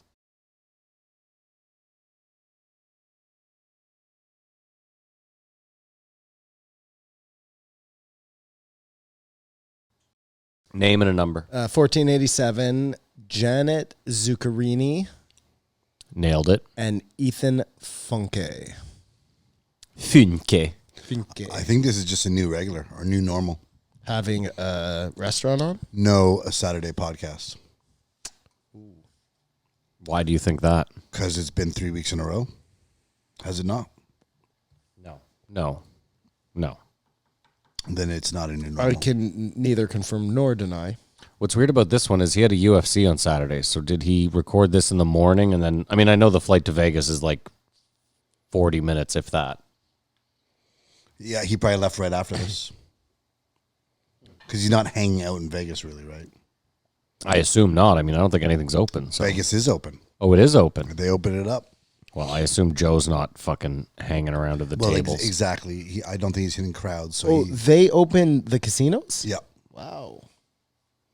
How's that working? Like, you have to have one slot machine open between every slot machine? I'm a not good there, question. and I'm not sure. But And how are the poker tables working? they showed footage, and it looked like. Are they using giant tables or are they having 5 persons per table? I think, Dude. like you said, every second seat. I saw an article that said that the World Series from now on might have to be played maximum 4-man tables. Well, that doesn't make any sense. That is like making the octagon smaller. You are The octagon smaller, for the record, was way better. okay, but fine. But you're still messing with the integrity. Like, then if you're talking about like fastest knockout, let's say, there's a problem. Jorge did it in a normal ring, and you ran a shorter distance. Like, Sure. It affects the stats, but it fucks everything. what would be up. cool is if in the 5th round the ring got smaller. That is Ooh, like cool. Battle Royale. Every round it keeps getting smaller. something like that. And it has spikes on it. And once it gets to round 0, nobody wins.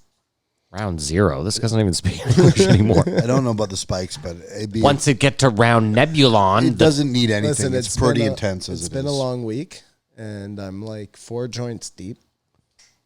So I guess you guys didn't like this one. It was a restaurateur and a chef. I mean, I certainly could have done without it. What I found interesting was that she was Canadian. So I felt a little more close to home.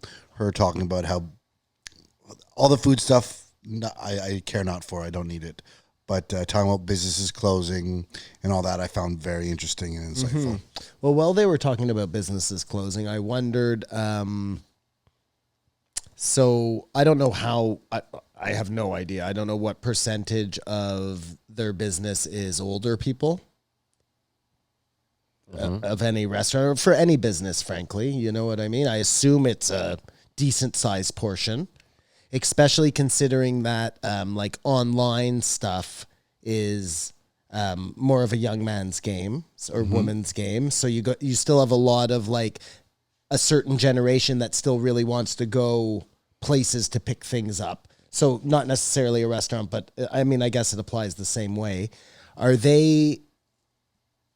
Everything's opening back up now.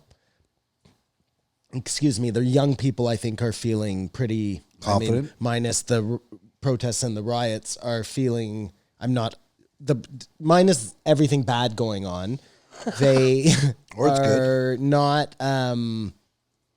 I think everybody was kind of feeling good about going out again, finally, and getting out there and maybe testing the waters and seeing what was going on.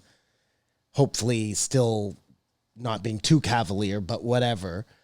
Are the old people ever going to feel confident to go back out, or is it just now like a risk that why would you be willing to take? And what percentage is that going to affect all business, that these people just ain't coming back? I think older people wouldn't come back unless there was a vaccine. Mm-hmm. And even then, even if it doesn't work, it's just that, even if it's like a placebo, just the psychology of having confidence in Oh, no, going out. for sure. Like my mom, I said, when are you planning? And she said, when there's a vaccine. So people of a certain age are just like, that's what's going to happen, and then I'm back in business. And you cannot argue with those people because, again, it's like, yeah, if you don't have to, why would you risk it? If you're worried about your own safety. Unless you just need to go get served. But the way they described it, Right.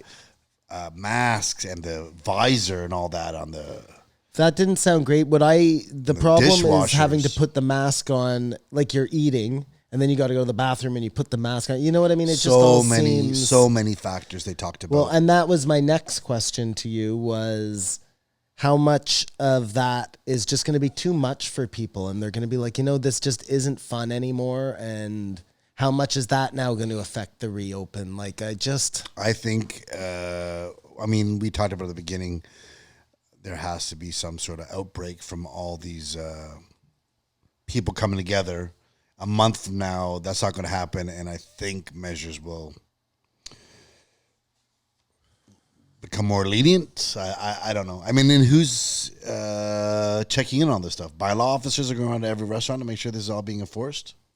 I mean, Kamar brings up a good point that I think in a place like California, they're expecting like the rat on your neighbor thing. They're expecting people to go into restaurants and be like, hey, this place wasn't following protocol. For sure. And then anywhere else they assume, well, if no one said anything, they're probably following protocol. And then if you want to just, harass your competition, you'll just keep filing complaints about things. But in places where it's so low, I think they are more confident.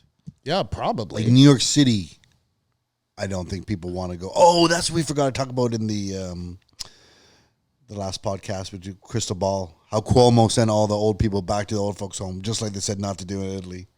And the media just brushes over that. But anyways, neither here nor there. No, what we really didn't talk about was how they gave Americans $1,200 one time. And that was that. And now we have riots and looting. That was crazy. Yeah, we missed a lot in that. For our American friends, we've been given $2,000 a month for the duration of this thing. We still don't know where the money's coming from. My problem there was, listen, I probably trust these people. I don't know much about them, but Joe had them on, so that's always a sign of good faith. But like, I question numbers at this point. You know what I mean? Of course. So it's your job. When they say that, I'm just like, I don't know if that's right. You said it, and you seem smarter than me, but... What did when she said that restaurants employ... The biggest employer is the Pentagon. Amazing. And then restaurants. Number 1 and 2 in the world. Or I guess in America. But so this is a problem if the guys do not get back on track. Yeah, and it was really like impactful when they were talking about the web, you know what I mean? Like it's... The supply chains. The supply chains, obviously the farms and those things, but I didn't even think of like just the company that takes care of the uniforms. Like everybody is, it's like when you take a frog out of the pond and everything suffers, you know what I mean? There's a lot of connections, yeah. And I mean, they had the attitude of trudge on and we'll figure a way out, and the restaurant industry is very adaptive or whatever, but I mean, which is uplifting, but I don't know. I don't know what's going to happen if people can't return to being confident. But these protests have upended everything in what we thought was normal behavior in public. Like Matt has been saying lately, which I totally agree with, is I don't fucking know anything anymore. Or if I ever did. I think I was under the illusion that I knew things, and at least there's some clarity now to that I don't know anything. And all of these theories that I give are like... especially because I don't know anything. And I almost feel like, regardless, this was like a palate cleanser. What's up? In that they talked about something different than race. I mean, I hear you, but I just couldn't have, like, this was lacking of substance. Saturday should be special. Beyond belief. I think that just from a finish the week strong point of view, you should always make sure that your first podcast is great and your last podcast is great. Well, I'm sure I thought about it. Joe does not give a fuck. Frenchman's Yep. fuck Nope. about, this week they're really going to enjoy it, or I got to try to do this. Like that is not in his. Because Joe probably thinks, you know what, if you don't want to listen, don't listen. Yeah, no one's forcing you. We do this and we complain because we're idiots. You know what I mean? Like, yeah, I think that's our privilege that we have to check. yeah, once in a that's our real privilege, real asshole privilege. I assume your mom's dog's out there. Oh, is that what's going on? Yeah, something's bumming him out. But it can't because my mom's dog can only be on the other side of the fence. He wouldn't even be able to see him unless he can sense him. Well, I mean, it's fucking, maybe. I don't care either way. He's fine. He'll He work is it out. Chico the Wonder Dog. That's it. He'll work it out. Maybe he's using his telescopic. Come on, pup. Hey, buddy, come here. Come here. Either way, Anyways. I don't think we needed this. Again, this is why I was just saying is it didn't feel like, I get it, America's burning right now, but like, you have a white business owner who just lost $9 million on talking about her problems, and you didn't maybe feel the need to have one, I don't know. I mean, I get the idea that Joe, during the pandemic, during COVID, it's not during, it's still now. He wants to help. Sorry, I can't hear myself.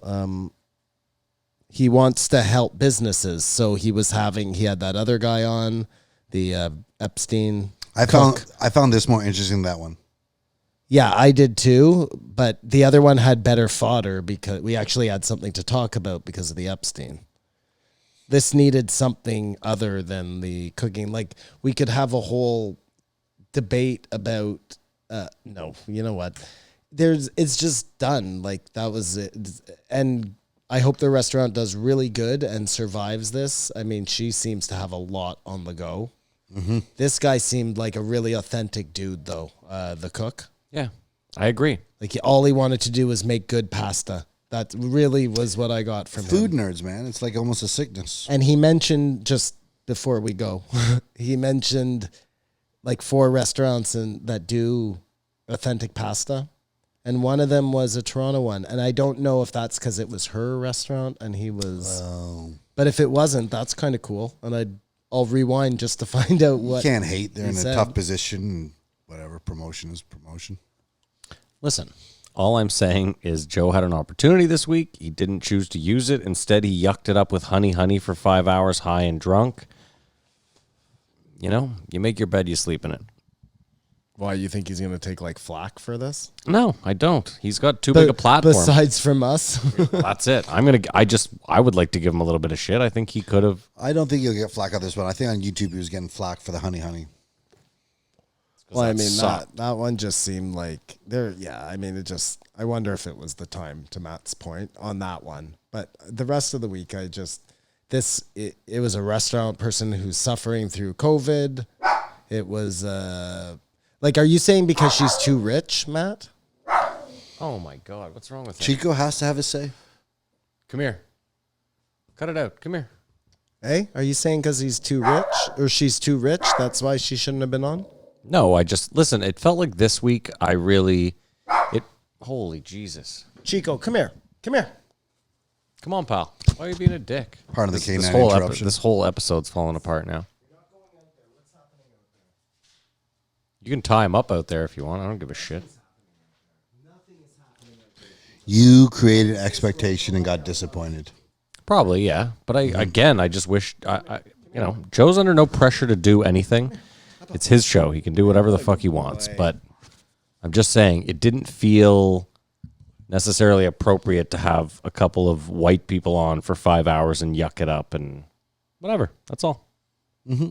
But fair. he is also a comedian who has a podcast, so I can't really give him shit. I tune in because I'd rather probably not listen to some heavy shit. I don't want Tim Pool's podcast, so I can't really be that mad. It's You can't be that man. It's a double-edged sword. I don't really know how to feel. Like everyone in the world right now. It's tough. You guys don't know what it's like being white. You're right. Back at you. Okay. Okay, what? That's all I got. That's all you have for the restaurateurs. We gave him 14 minutes. That is correct. Kamar, you have nothing to say either. I said what I said. It didn't spark a huge debate. Like I said, all the food stuff, how you like your steak cooked, the hand stuff, I just can do without all that. I have a question. Sure. You want to give these guys a little more time? Well, just ask your question. We'll see. What do you guys think about the idea of how in some European places tipping is just included into the price of the bill and the whole thing functions differently than it does here? And I know Where that it's a game. here the argument is the restaurants will never be able to survive. And if that's what you want, then you'll just be left with nothing. I'm just interested to hear your point of view, either of you. I'll leave it at that with you.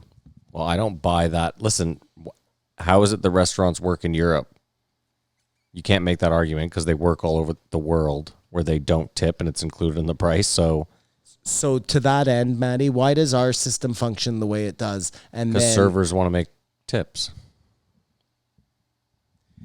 okay, but then I guess the idea, like I assume that the servers in Europe, and again, I don't know anything about this, but I assume that the servers in Europe make more money, right? Because they're not allowed to make tips. So I imagine that They don't make more money than North American servers, no. Well, that's what I'm asking. No, they they make don't. less money than Of North course. American It's servers. a different culture. Serving is just you're a server, you do it. It's the life you live. And you're positive about that? I think so, yeah. I just asked if you were positive and you said you think so. Okay. I mean, Simon, you got to ask yourself at the end of the day, if you're at a busy nightclub, like super busy, packed to the gills, and you know that no one's taking tips, I don't know. You have to ask yourself as the customer too, like, you kind of want them taking, like, I was a good tipper. You're a good tipper. Great tipper. So for people like us, that system works well because I always got taken care of because I took care of people. But you see, my problem is that, and whatever, even if I get bad service, I tip well because I don't know. I just feel terrible to not leave what you're supposed to leave. You know, it's a hard job. And they're not making shit. I know sometimes it has to do with things that are beyond their control. You know what I mean? Like, I get that. I don't even know where I'm going with this. Sorry, I'm really high, man. The tips included and they get more, they get paid more. But I think the European people, I think you're wrong there. I think they make good money being waiters, and it's just that wasn't the question. I didn't say they didn't make good money. You said they made more money. No. I just was insinuating that they probably made the same. Like it wasn't worse. First of all, it's taxed. It's rare that a server fucking claims most of their tips. I mean, again, okay, so to that argument, then that's money that should be going back into the system, right? But okay, well, either way, that's a whole different argument. We're not talking about that right now. You were asking if, listen, I don't think that. I think that's part of the argument. Well, okay, sure. No, but whatever. I don't care. I don't even care if we have this conversation. I'm just filling time. We don't have to fill time. What about when then let's be done. What about when she said that Italy had burned through the virus? It was just gone. Well, we don't know that. She owns a restaurant. Why are we taking her? Like, this is Again, kind of the problem. It's weird how she said that. It's a numbers thing. I've heard that a couple of places too. And I'm like, is this like a stats thing where anybody can say anything they want and who's going to say differently because nobody knows anything? Mm-hmm. I mean, again, you could argue like, okay, well, maybe it did just kill off all the really weak and old people, and maybe that's how it works. And Bill Gates is doing his thing. Sure. Bill Gates is doing his thing. Old Billy Gates. Billy Goats. Billy Portal. Billy Portal. All right, well, then rate it. I guess we're done. Kamar, we'll start with you. Like I said, I would, if she'd been American, I would have felt that. I don't know why I'm listening to this, but because she was Canadian, felt close home, I related. I give it a 3. I'm going to give it a 2.5. It was right in the middle. They didn't do a bad job. It's just, God, this was not interesting. I can leave God out of it. This was not interesting. I mean, I didn't hate the conversation. Come here. I really didn't hate the conversation. I'll give it a 3. Whatever. I don't know what to say. I'd like to try the pasta, though. The pasta, is it just pepper? Is it? No, well, he said he's first of all, he said his bolognese, and that's like one of my favorite dishes right there. Me too, man. And then he also said cacio di pepe, which is literally just like the That's where it's just like noodles and butter with a little bit of pepper. That's I good. think it maybe has some cheese on it too. Like it really good basic pasta Let dish. him But buy, Kamar. It he's fine. He's definitely fine. made me hungry. yeah, I mean that bolognese I'd love to try. And if you guys, Abbot Kinney's fucking just the best part of L.A. I Still? love Venice and Abbot Kinney. That whole area is just. Mwah. Chico, why are you crying, pal? All right, we're gonna end it now then. That was everyone's ratings. We're done. If you want to email us, jreepodcast@gmail.com. You can follow us on Instagram and Twitter, JREE Podcast. You can follow Kamar on Instagram. At Kamar Bar, Twitter and Instagram. You can follow Simon on Instagram. At Bigfoot Sighting Society. You can follow me on Instagram, although I'm not going to be on there that much. It's Floydy, Floyd with 5 E's. And there's a Reddit. It's reddit.com/JREE podcast. I don't know. You'll only find Kamar on there at the moment. There you go. What else? Oh, the Patreon. Patreon.com/JREE podcast. If you want to support the show, we put some extra content on there. Subscribe to the YouTube as well. Check it out. Yeah. Leave a like, notification. Yeah, if you haven't subscribed, we are on YouTube. You can watch us do this dumb shit. Thank you so much for everything, guys. All the comments, everything's great. Even the hate. Yeah, we appreciate all of you, especially the haters. Chico loves you. I think that's it. I hope you guys are staying safe out there. We hope you have a great weekend. Keep your eyes open.